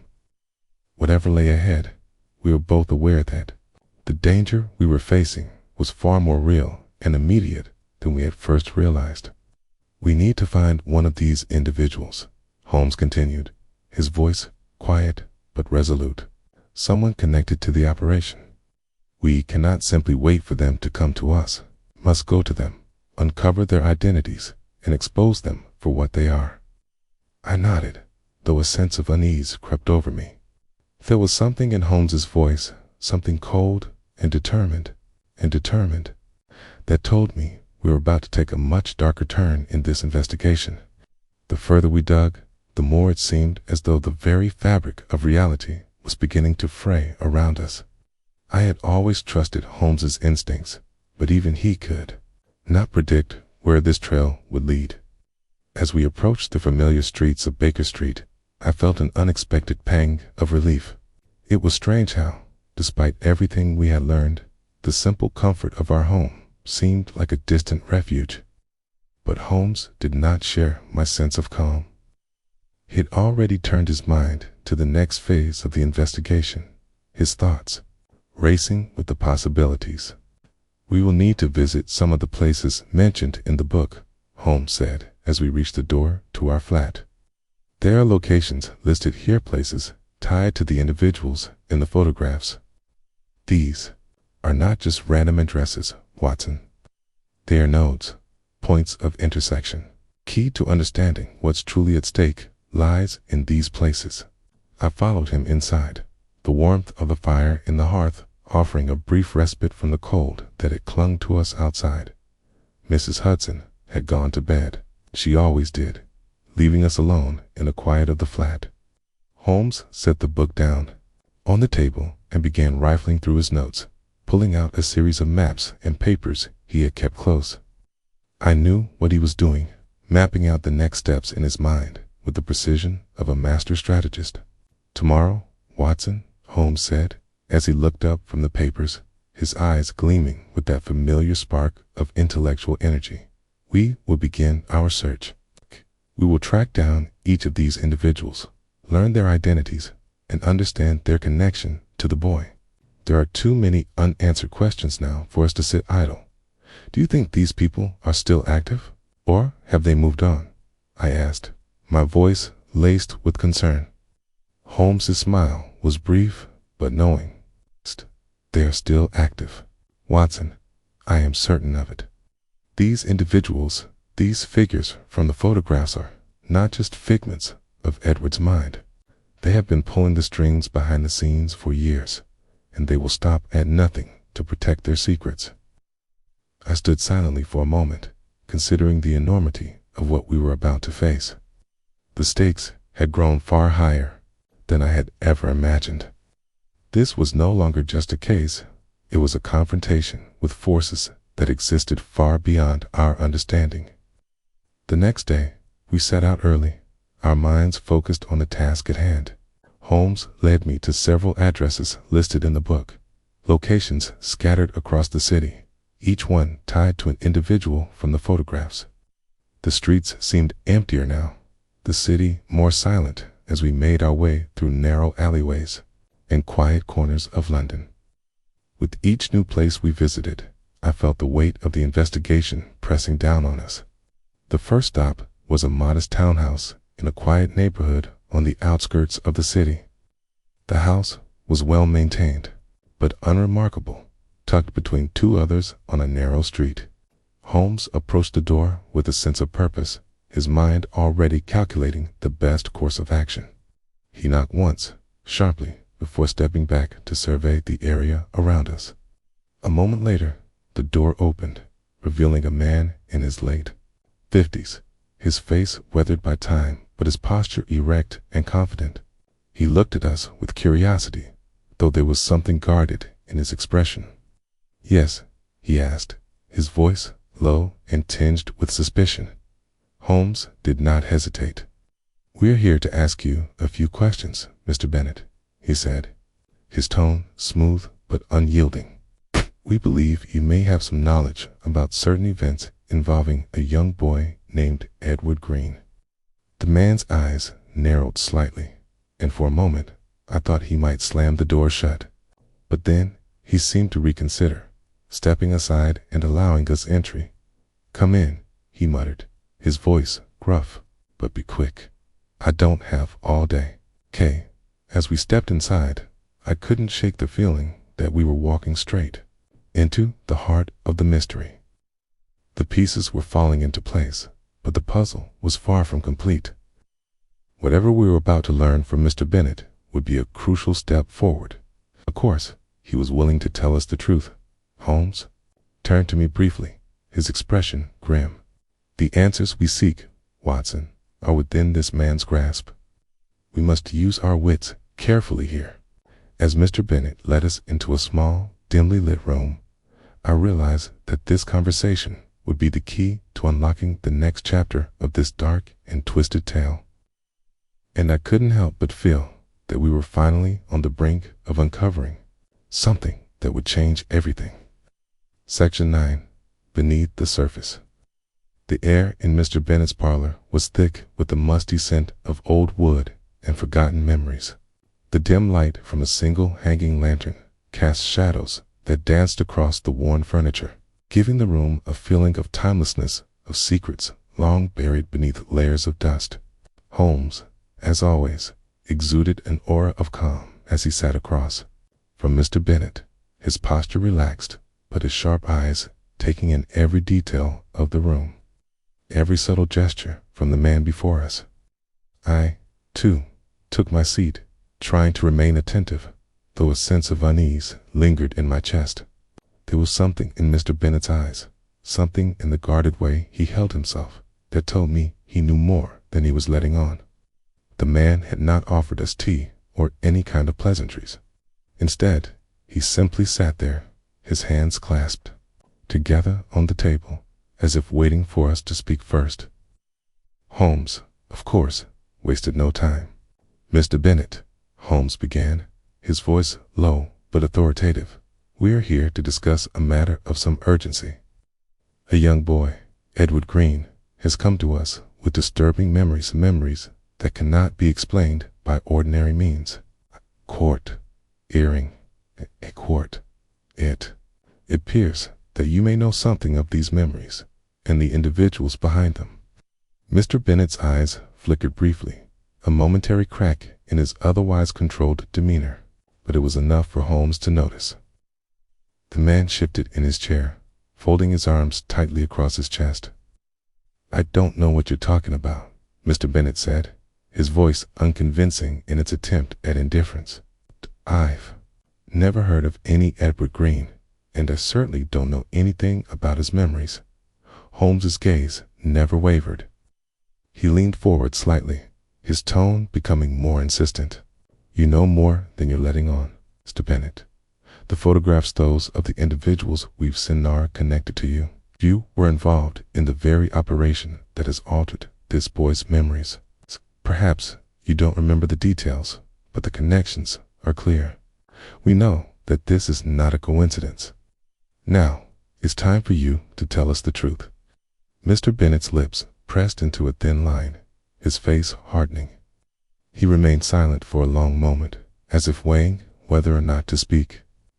I watched him closely, trying to read the emotions playing across his features. There was fear, certainly fear of being discovered, but there was something else too, something far darker. "You don't know what you're dealing with," Mr. Bennet said finally, his voice tight. "This isn't something you can just walk away from. If you keep pressing, you'll only end up making things worse for all of us." Holmes raised an eyebrow, his expression never faltering. "Then tell us, Mr. Bennet. Tell us what we are dealing with. We are already involved, whether we wish to be or not. The boy's life is at stake, and I assure you, I will not leave this room until I have the answers we need." Mr. Bennet's eyes darted around the room as though searching for some escape, some way to avoid what he knew was inevitable. But there was no avoiding Holmes once he had latched onto a thread. The silence between us stretched taut, the only sound the faint ticking of a clock in the corner of the room. Finally, Mr. Bennet let out a heavy sigh and, as if resigning himself to whatever fate awaited him, began to speak. "Fine," he muttered. "I'll tell you everything. But you need to understand, this isn't something that can be undone. Once you've seen it, you can't go back." Holmes nodded sharply. "Understand. Now, please, continue." Mr. Bennet leaned back in his chair, his fingers tapping nervously on the armrest. "You're right about the boy's memories. They weren't just forgotten. They were created. Edward Green wasn't just a random victim. He was chosen, targeted because of what he could do. He was, and still is, part of a larger plan." I felt a chill seep through me at his words. "What do you mean, part of a plan?" I asked, my voice barely above a whisper. Mr. Bennet glanced at Holmes, his eyes filled with a mixture of guilt and fear. The people in those photographs, they're members of a group, a secret society, if you will. They've been using techniques to alter people's memories for decades, long before the boy even came into the picture. But they chose him because of something special, something about his mind. Holmes, ever the perceptive observer, leaned forward, his gaze intense. What makes his mind special? Mr. Bennet hesitated, his eyes flicking toward the window, as though looking for answers in the darkened streets outside. Edward's mind is malleable. They can manipulate him in ways they can't manipulate others. His memories, they can implant them, remove them, rewrite them completely. And once they've done it, they can make him believe whatever they want. I couldn't believe what I was hearing. Child whose memories had been altered to such an extent that even he couldn't discern what was real from what had been fabricated. I felt sick to my stomach at the thought. "Why, Edward?" I asked, my voice thick with disbelief. "Why would they do this to him? Mr. Bennet shifted uncomfortably in his seat. "It's not just about him, Watson. It's about what he can do. See, they've been experimenting on him for years, using him as a subject for their mind manipulation techniques. But they have a bigger goal. They want to control more than just one mind. They want to control thousands of millions. And Edward, he's the key." Holmes's expression remained stoic, but his eyes burned with a fierce intensity. They want to control minds on a large scale. Through memory manipulation. Mr. Bennet nodded slowly. "Yes, but it's not just about controlling individuals, it's about controlling society. If they can alter the memories of enough people, they can rewrite history itself. They could make entire populations believe things that never happened. They could erase crimes, change political allegiances, and create entire false narratives. They've been laying the groundwork for years. Edward is the linchpin. He's the one who can bridge the gap between their technology and their goals." The weight of his words hit me like a physical blow. "This is insane," I muttered, feeling a deep sense of dread take root in my chest. "You're telling me they want to control entire populations, rewrite history, and they've been using Edward to do it?" "Yes," Mr. Bennet confirmed, his voice low and resigned. "But they don't just want to use him. They want to erase him.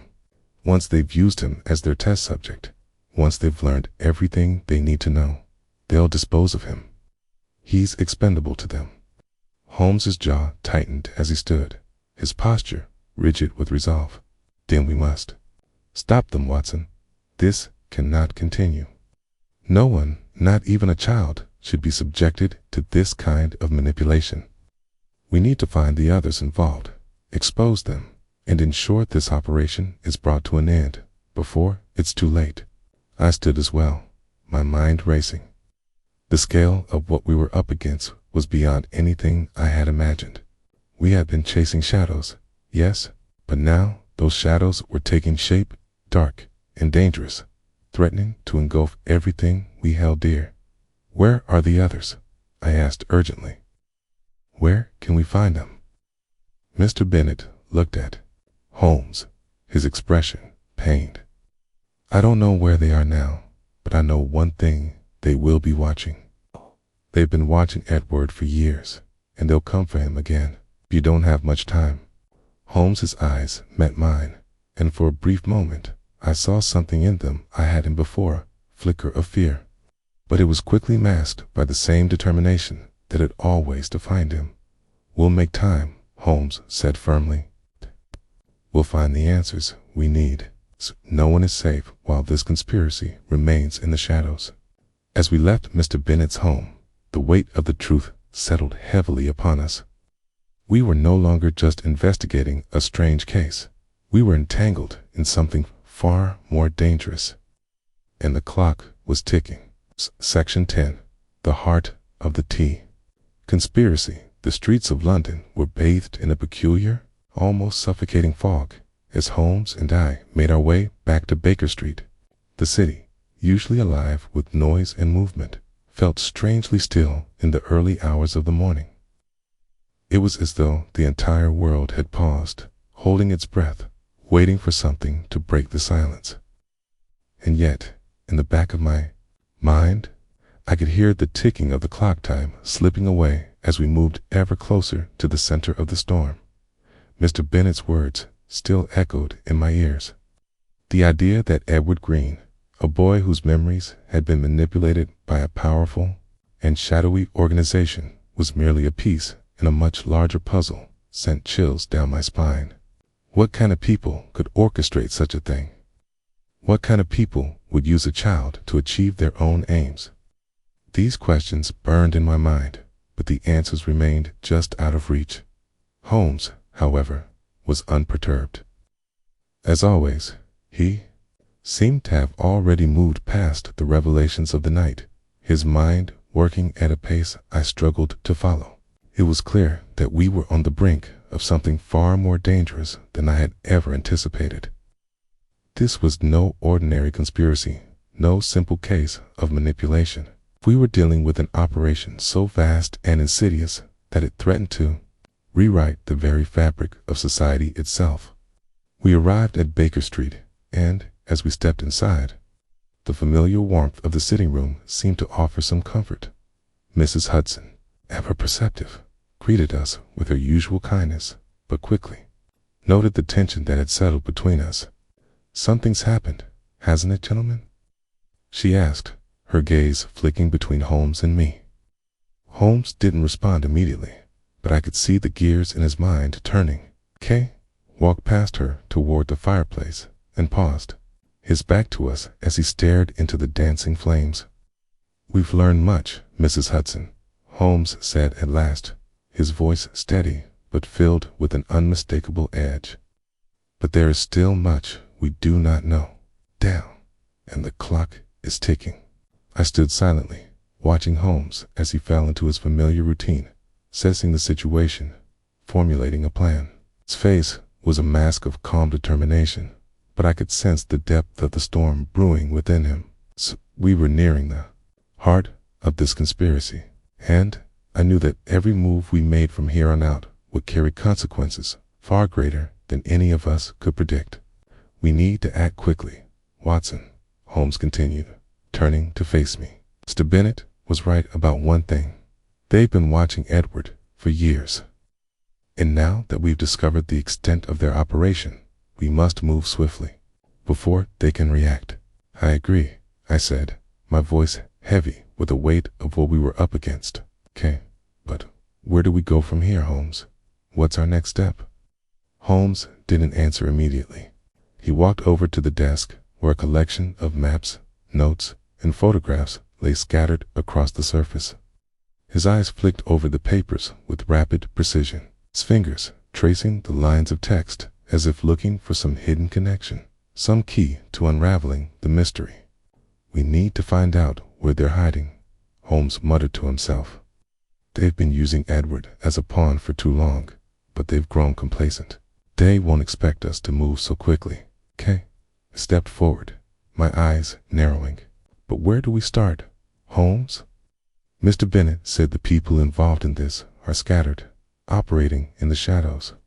How do we track them down?" Holmes paused, his fingers hovering over a particular photograph of face I recognized from the collection of images we had found in the library. It was one of the individuals who had been manipulating Edward's memories. The man's eyes were cold and calculating, his features sharp and unyielding. He looked every bit the part of a mastermind behind a vast operation. "I believe we start with this man," Holmes said, his voice low but filled with certainty.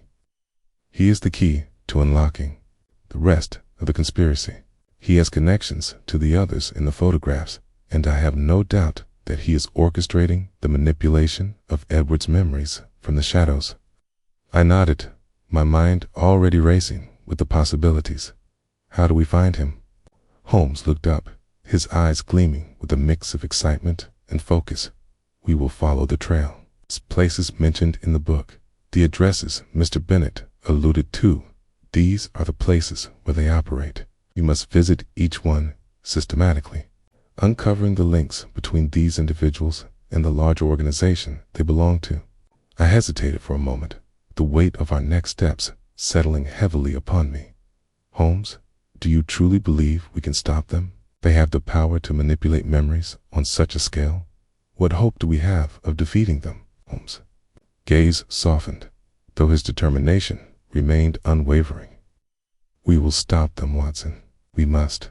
Edward's life has already been torn apart by this organization, and we will not rest until we've exposed every last one of them. The truth is our weapon, and we have the advantage now. I took a deep breath, steeling myself for what was to come. Then let's begin. We spent the rest of the afternoon making preparations. Holmes meticulously gathered all the information we had accumulated thus far: maps, photographs, and notes, organizing everything with the precision only he could manage. As night fell, we set out once again, determined to track down the key figure who had been pulling the strings behind the scenes. The first location Holmes led us to was a nondescript building tucked away on a quiet street near the Thames. The building itself was old, its exterior weathered by years of neglect. A sense of unease settled over me as we approached the entrance, the faint glow of a single light visible through the windows. Holmes motioned for me to stay back as he stepped forward, his movements deliberate, his mind already anticipating what lay ahead.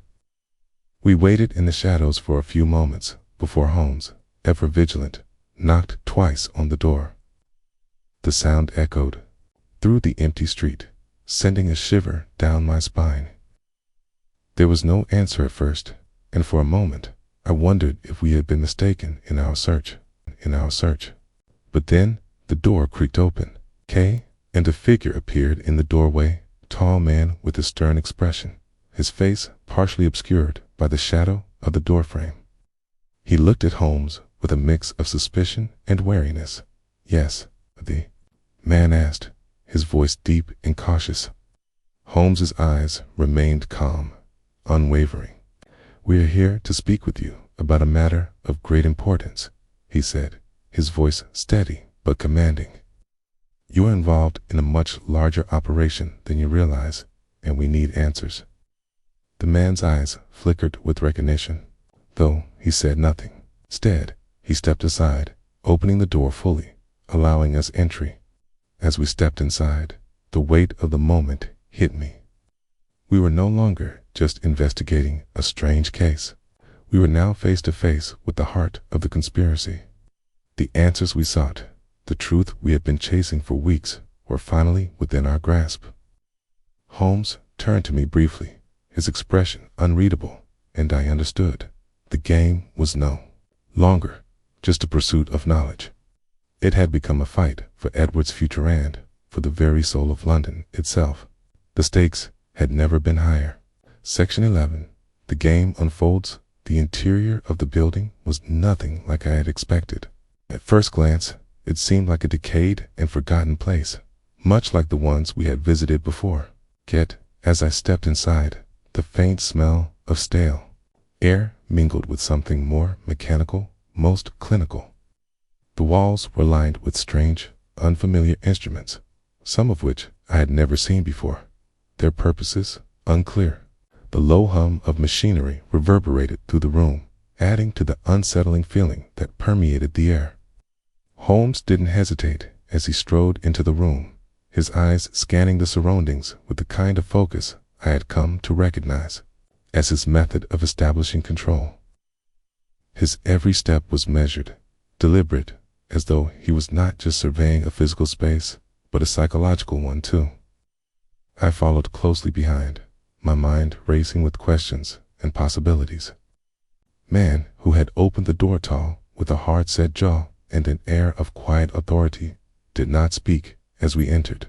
Instead, he closed the door behind us and locked it with a sharp click. It seemed like a warning, though I couldn't tell if it was meant for us or for anyone else who might be listening.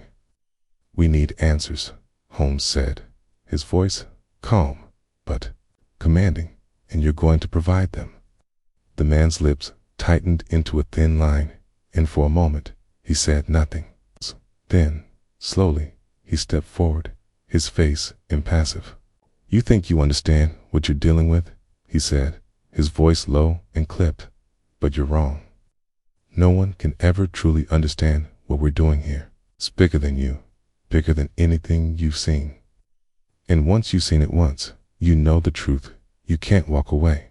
Holmes's eyes gleamed with a mixture of curiosity and determination. "Perhaps, but that won't stop me from trying. You've been manipulating Edward Green's memories, haven't you? You've been using him as a test subject, experimenting on him for some grander purpose. We know that much." The man's eyes flickered, just briefly, but it was enough to confirm what we had already suspected. Holmes had hit the mark. "You don't know the half of it," the man said, stepping back and turning toward one of the machines in the corner. He reached for a lever, pulling it with a loud clank. Suddenly, a large screen flickered to life, casting an eerie glow over the room. The screen displayed images, distorted, warped memories of Edward Green. At first, it seemed like random flashes: a park, a library, a face in the crowd. But as the images shifted, I began to recognize them. It's the same people from the photographs, the same individuals who had been manipulating Edward's memories, people who had been pulling strings from the shadows. They were all there, their faces flickering across the screen in rapid succession. "The boy isn't just a pawn," the man continued, his tone more measured now. "He's the key. We've been preparing him for something much larger. This memory manipulation isn't just about control. It's about power. You see, once you can control someone's memories, you control everything about them, their beliefs, their actions, their thoughts. You can make them into anyone, make them believe anything." Holmes's expression remained impassive, but I could see the flicker of realization in his eyes. The scale of this operation was far greater than we had imagined. This was not just about manipulating one boy's memories. This was about rewriting the very foundation of society itself. "You've been using Edward to perfect your technique," Holmes said, his voice steady, "and now you want to expand your operation. But you're forgetting one thing." The man turned to face Holmes, his face hard with suspicion. "And what's that?" "You underestimated us," Holmes replied. "You underestimated me?" The man's eyes narrowed, but before he could respond, there was a sound, a soft click, followed by the unmistakable sound of a door opening behind us. I spun around, my heart racing. Sigurd stood in the doorway, silhouetted against the faint light from the corridor outside. The figure stepped forward, and I immediately recognized her. It was one of the women from the photographs, the one who had seemed to hold the most power among the group. Her face was calm, calculating, her eyes sharp with the kind of authority that came from years of controlling situations and people. She stepped into the room, her gaze briefly flicking toward the screen before it settled on Holmes and me. "So, this is where you've been hiding," she said, her voice smooth but laced with an undeniable edge. "I knew you'd find us eventually." Holmes didn't flinch, though I could see the quiet recognition in his eyes. "You've been behind all of this," Holmes said, his voice low but unwavering. "You've been the one orchestrating the manipulation of Edward's memories. But why? What do you want with him? What is your end game?" The woman smiled a thin, almost predatory smile. "It's not just about Edward. He's simply the vessel, the test subject. We've been laying the groundwork for years, you see. Once you perfect the technique of memory manipulation, you can shape an entire population, create the society you want, people who think exactly the way you want them to. No resistance, no rebellion." Holmes's face grew harder, his jaw tightening. "And you intend to use Edward to do this?" "Not just Edward," she replied, stepping closer. "Edward is only the beginning. Once we have perfected the process with him, we'll be able to implant false memories in any one masses of people, entire populations. It's the perfect tool for control. You can control history, politics, even entire governments. No one will even know they've been manipulated." I felt my stomach churn at the implications of what she was saying. They had already been experimenting on Edward for years, but now it was clear this wasn't just about him. This was about the ability to shape society itself, to control the minds of millions. Once we have our foundation in place, the woman continued, we'll have the power to shape the world, and there will be no one who can stop us. Holmes's eyes were steely with determination. You won't get away with it? She met his gaze, her smile widening. We already have, and there's nothing you can do to stop us. For Holmes could respond. The man who had opened the door earlier stepped forward, a tense look on his face. He placed a hand on the woman's shoulder, his voice low and commanding. It's time. They've seen too much. We can't let them leave. Holmes's eyes flashed, his fingers twitching as though preparing for something. But before he could make a move, the room erupted in chaos. The door to the corridor slammed open, and two more figures entered the room, their faces masked by hoods. They moved quickly, their hands reaching for the devices at their belts. Without thinking, I leaped toward Holmes, but the figures were faster. One of them grabbed me by the arm, twisting it behind my back and forcing me to the ground. Holmes, ever the strategist, had already taken action. With a swift motion, he darted across the room, his hands striking out with precision, disabling the first of the masked figures with a quick blow to the pressure point at the base of his neck. Get him out of here, Watson, Holmes ordered, his voice low but full of urgency. I'll deal with this. I hesitated, but there was no time for second thoughts. With a sharp nod, I pushed myself up and rushed toward the door, grabbing the edge and forcing it open. The chaos was unfolding behind me, but I knew we had no time to waste. Whatever was about to happen, we needed to move fast. Holmes had already made his move, and now it was up to me to help him finish what we had started. The game had shifted, and we were on the verge of exposing a conspiracy that would change everything. But the danger was far from over. The final pieces of the puzzle were just within reach, and there was no turning back now. Section 12. A Reckoning of Minds. The hallway outside the room was dimly lit, its narrow passageway stretching toward an unseen end. I could hear the muffled sounds of struggle behind me, but my mind was already racing ahead, processing everything that had just happened. Holmes had engaged with them, those who had been manipulating Edward's memories, and knew he was capable of handling himself in such chaotic situations. But the gravity of what we were up against weighed heavily on me. We weren't just dealing with a criminal organization. We were facing a force that had the power to reshape reality itself. I moved swiftly down the corridor, the urgency of the situation spurring me forward. My heart pounded in my chest, and Section 14. Unraveling the web. Her eyes hardened, a flash of frustration crossing her face. You talk like a fool, Holmes, she snapped. This is bigger than you, bigger than that boy. You have no idea what we've built. You can't even begin to comprehend it. Holmes didn't flinch. He stood still, expression calm, but his sharp eyes never left hers. That's where you're wrong, he replied, quietly but with weight. I understand far more than you think, and now it's time you understood something, too. He turned toward the table and reached for a small device resting beside a stack of maps and papers. His hand hovered over it. Then he looked back at me. I understood instantly. He was about to play the one card we had left: information. Holmes never believed in brute force. His strength had always been his mind, a cane, and now he was about to use it in the most devastating way possible. This device, he said, lifting it for her to see, records and extracts memories specifically, those that have been altered or manipulated. It's a crude prototype, but it will do the job.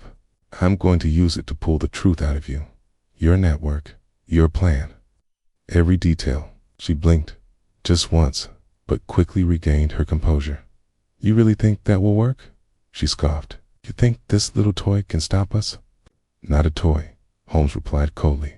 "The truth. And I'll show you just how powerful it can be." Suddenly, she lunged toward him, trying to knock the device from his hand. But Holmes was faster. With practiced ease, he sidestepped and raised the machine. The device clicked to life, its mechanisms whirring. A soft pulse of blue light glowed from within, casting eerie shadows across the room. For a heartbeat, nothing happened. Tating, a series of beeps echoed through the silence.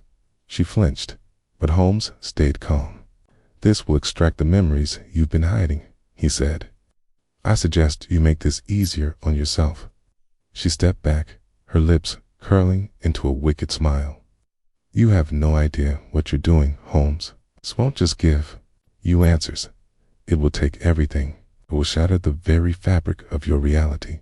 Holmes narrowed his eyes. "You've underestimated me," he said, firmly, and for the first time, I saw something shift in her gaze, a flicker of uncertainty. The confident woman who had once mocked us was beginning to realize that her control was slipping. As the device scanned her thoughts, her mask began to crack. Her carefully built world was falling apart. "You can't stop us," she growled through clenched teeth. "We've already won." But Holmes didn't blink. "No," he replied.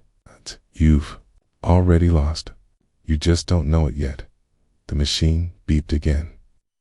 I could hear the low pulse of its mechanisms working. Her body tensed, her expression twisted with a strange mix of pain and fear. She reached out, trying to stop the process, but it was too late.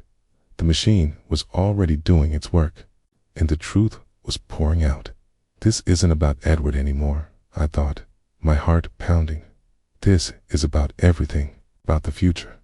The truth was our weapon. Holmes was right. It wasn't the machine that held the power. It was our will to uncover what had been hidden. She stood frozen, her breathing shallow, as the memories were pulled from her mind. She was unraveling, and deep down, she knew it. "I told you," she whispered, trembling. "You don't know what you're truly dealing with. The truth isn't what you think it is." Holmes remained focused on the device. "I don't need to know everything yet," he said. "But you need to know this. Your time is running out. We will follow every thread. And when we do, there'll be nowhere left to hide."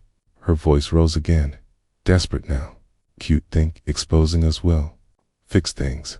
There are forces in motion you can't begin to understand. We can rewrite memories, shape reality. The world bends to us." Holmes stepped forward, his voice quiet but sharp. "And that's your fatal mistake," he said. "You confuse memory with truth, but truth always finds its way back, no matter how deep you bury it." She recoiled, just slightly. His words had hit their mark. "You may reveal what we've done," she said, "but you'll never repair what's been broken.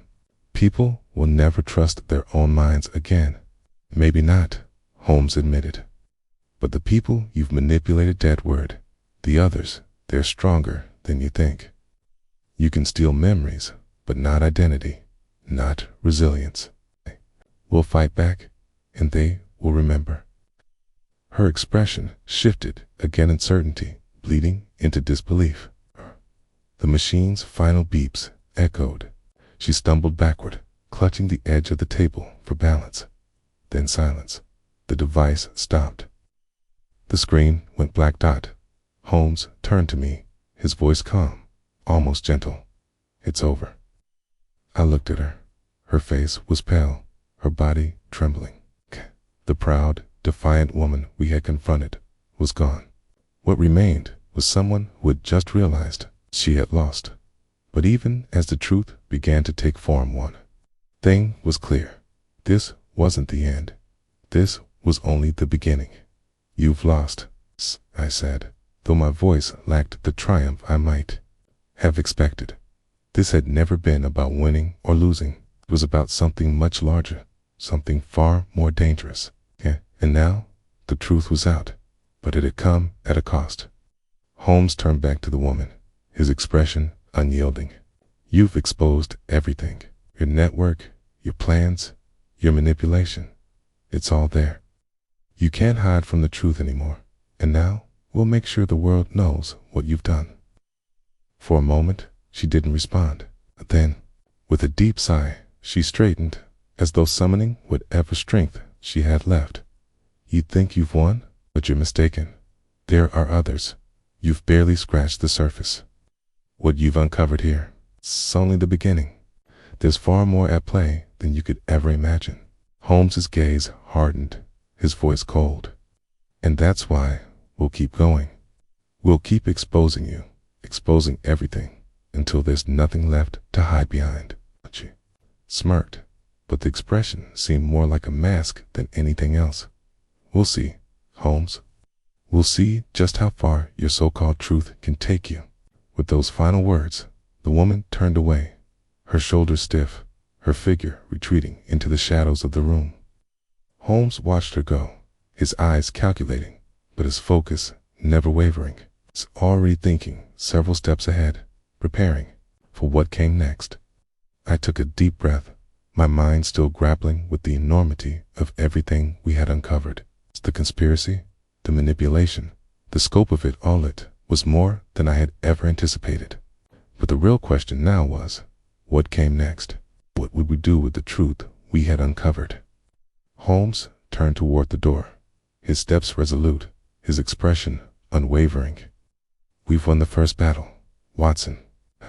But the war is far from over. They won't give up easily. We've exposed the first layer of their operation, but there's still much to be done. I nodded, feeling the weight of his words. There was no time for rest, no time to celebrate. The fight was only beginning. And now, with the truth on our side, we would have to push forward, uncovering more layers of the conspiracy until we had exposed every last one of them. Holmes paused before stepping out of the room, his eyes locking with mine. Are you ready for what comes next? I didn't hesitate. I am. And with that, we stepped out into the shadows, prepared to face whatever lay ahead, knowing that the truth, no matter how hard it was to bear, would guide us to the end of this twisted tale. Section 15. The Final Confrontation. The streets of London were quieter than usual as we made our way back to Baker Street. The fog still clung to the streets, but this time there was something different in the air. A heavy silence hung around us, as though the city itself was waiting for something. The truth had been exposed, but the battle was far from over. Holmes walked ahead with that determined, almost predatory gait of his, while I followed, trying to make sense of everything we had learned. The woman who had once seemed so unshakable, so certain of her control, had now become a shell of her former self. Her facade had cracked, but there were still so many questions. The machine, the network, the manipulation of memories, it all pointed toward something larger, something far more dangerous than we could yet comprehend. We had taken the first step in unraveling their web, but what we had uncovered was only the beginning. Okay? And if Holmes's warnings were to be believed, it was only a matter of time before they would strike back. I glanced over at Holmes, noting the grim set of his jaw, the way his eyes were narrowed as he analyzed the situation. His mind was already moving ahead, already plotting the next move. But I could see the burden of everything we had uncovered sitting heavily on his shoulders. The weight of the world had shifted, and there was no going back. We're not done, Watson, Holmes said suddenly, breaking the silence. The information we extracted from her is crucial, but it's only a fragment of the whole. We've exposed their plans, but there's so much more that we need to understand before we can stop them. I nodded, knowing that he was right. So, what's next, Holmes? Where do we go from here? Holmes glanced over at me, a brief flicker of wariness in his eyes, before it was replaced with his usual resolve. We gather what we know, and we prepare. This is only the beginning. We must disrupt their operations at every level, cut off their resources, and expose the rest of their network. But we'll need to move quickly. I felt a knot tighten in my stomach. The gravity of the situation had hit me harder than I wanted to admit. We weren't just facing a group of criminals anymore. We were facing a global conspiracy. I couldn't help but feel a sense of dread. They were dangerous, these people. Their reach extended far beyond Edward, and their motives seemed more insidious with every passing moment. The room I had left behind still echoed in my mind. Machine with its glowing screen. The faces of the men and women who had been behind it all. Cold expressions showing no remorse, no hint of guilt. They were beyond redemption, willing to use a child as a means to an end, to alter the very fabric of memory and society. I turned a corner, my footsteps echoing through the empty corridor. I had no clear plan, now only the need to regroup with Holmes and to find out what had really been going on in that room. The truth had shifted yet again, and with each revelation, we were pulled deeper into a web of deceit that I couldn't see the end of. The door at the end of the hallway was ajar, and through the crack, I could see a figure standing inside, watching me.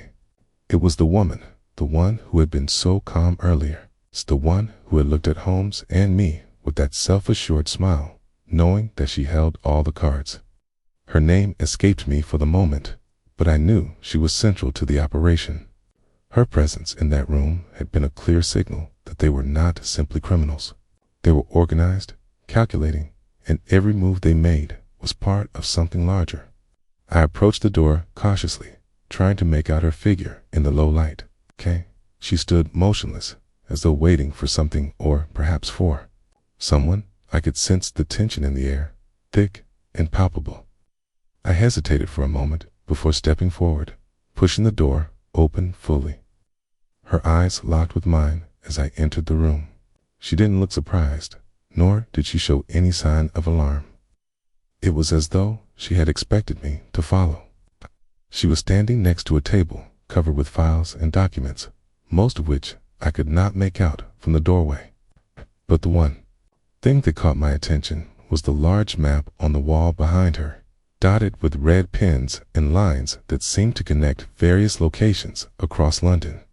The map looked like a spider's web, one that had been carefully constructed over time, with every line and every pin representing a carefully laid plan. "Looking for something?" she asked coolly, her voice as measured as ever. I took a step into the room, my eyes scanning the map. "What is this?" I asked, my voice steady despite the unease that had settled in my chest. She smiled faintly, as if amused by my question. "This is the network," she said, gesturing to the map. "The people we've been working with, the operations we've been running, all of it is here. Every pin represents a point of influence. Every line shows a connection, a way in. The world is a much more fragile thing than you realize, Mr. Watson. A few well-placed shifts in memory, and the entire fabric of society can be altered." I stared at the map, feeling the weight of her words sink in. The magnitude of what they had been attempting to do, the extent of their manipulation, was staggering. They had been building something, a structure of control that reached into every corner of society. Memory wasn't just a tool for them, it was their weapon. And now I could see how they had been operating in plain sight, weaving their threads into the very fabric of the city. "Why, Edward?" I asked again, my voice thick with the confusion and frustration I had been carrying since our first encounter with him. "What is so special about him? Why him, and not someone else?" Her eyes softened, almost imperceptibly. "Edward Green is not just another test subject, it's something more, He has a mind that is capable of absorbing and processing alterations in a way that most others cannot. He is, how should I put it, an ideal subject. He remembers things differently, He's malleable, yes, but in a way that allows us to experiment further. We've used him to perfect our techniques, but we needed more than just his memories. We needed his mind, his ability to adapt, to change, to accept things that aren't real. But why do this to a child? I pressed, feeling my anger rising despite myself. Why manipulate someone so young, so vulnerable? Her expression didn't change, but there was a coldness in her gaze now, as if she were dismissing my question as irrelevant, because it is the perfect foundation. Children are impressionable, yes, but more than that, they have the ability to forget.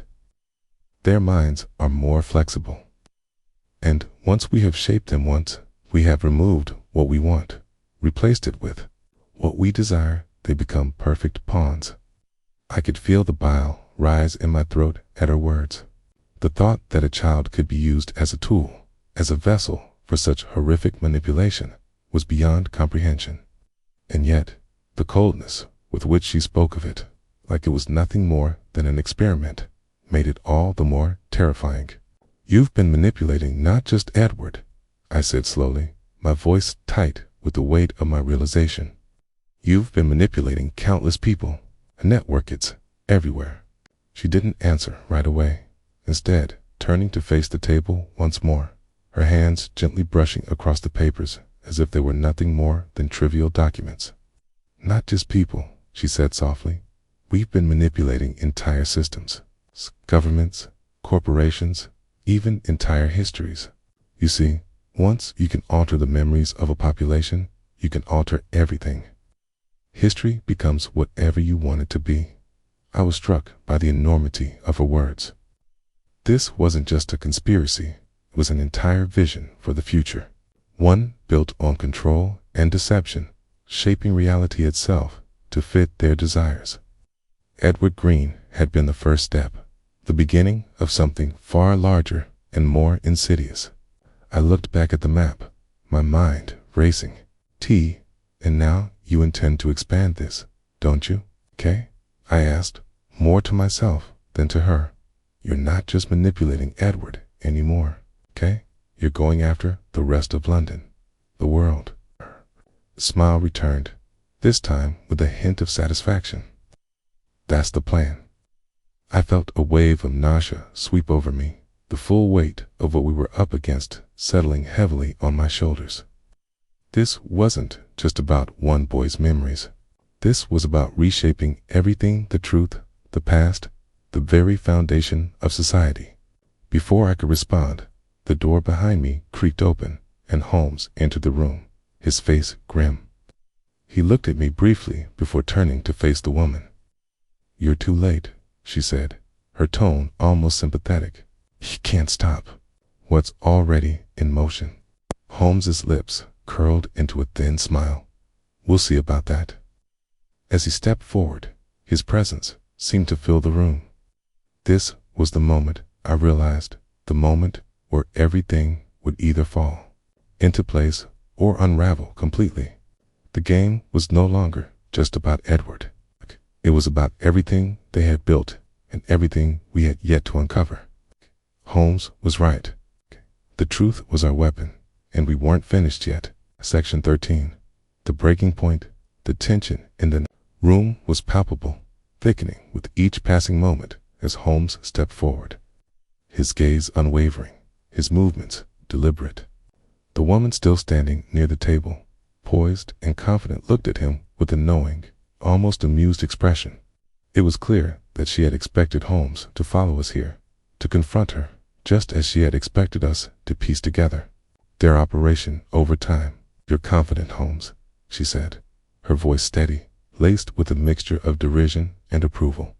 But confidence won't change the facts. You and your friend have come too far, seen too much. There's no going back now.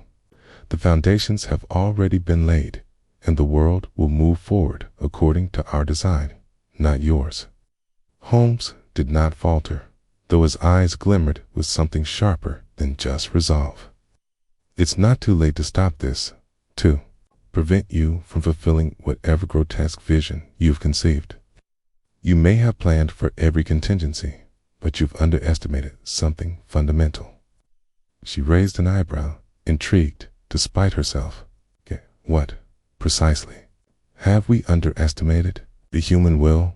Holmes replied coolly. It cannot be entirely controlled. You've worked to rewrite memories, to manipulate minds. But there's something you cannot touch. The truth, the resilience of the human spirit. No matter how deeply you twist Edward's memories, or anyone else's, they will resist. People don't forget who they are. They fight back. Okay. The woman's gaze flickered, a fleeting uncertainty crossing her face, but it was gone almost as soon as it appeared. She straightened, her poise returning as if she had never been off balance. You think that matters now? This isn't about individual resistance anymore, Holmes. It's bigger than that. When we control the collective memory, we control history itself. We're already rewriting the past, and the future is ours to dictate. Holmes did not respond immediately. Instead, he glanced around the room, his eyes briefly scanning the documents on the table, the machinery in the corner, the map that had detailed their plan. Each of these elements represented a thread in a larger tapestry, one they believed they had woven beyond the point of unraveling. But Holmes, as always, saw it differently. He saw gaps, inconsistencies, vulnerabilities, and where there was a vulnerability, there was a way in. We're not done yet, Holmes said with quiet resolve, locking eyes with her. And you're wrong about one thing. People are not just what they remember, okay? They are who they choose to become. Me. Try to control the past, but you will never control the future. Not as long as there are those who are willing to fight for it.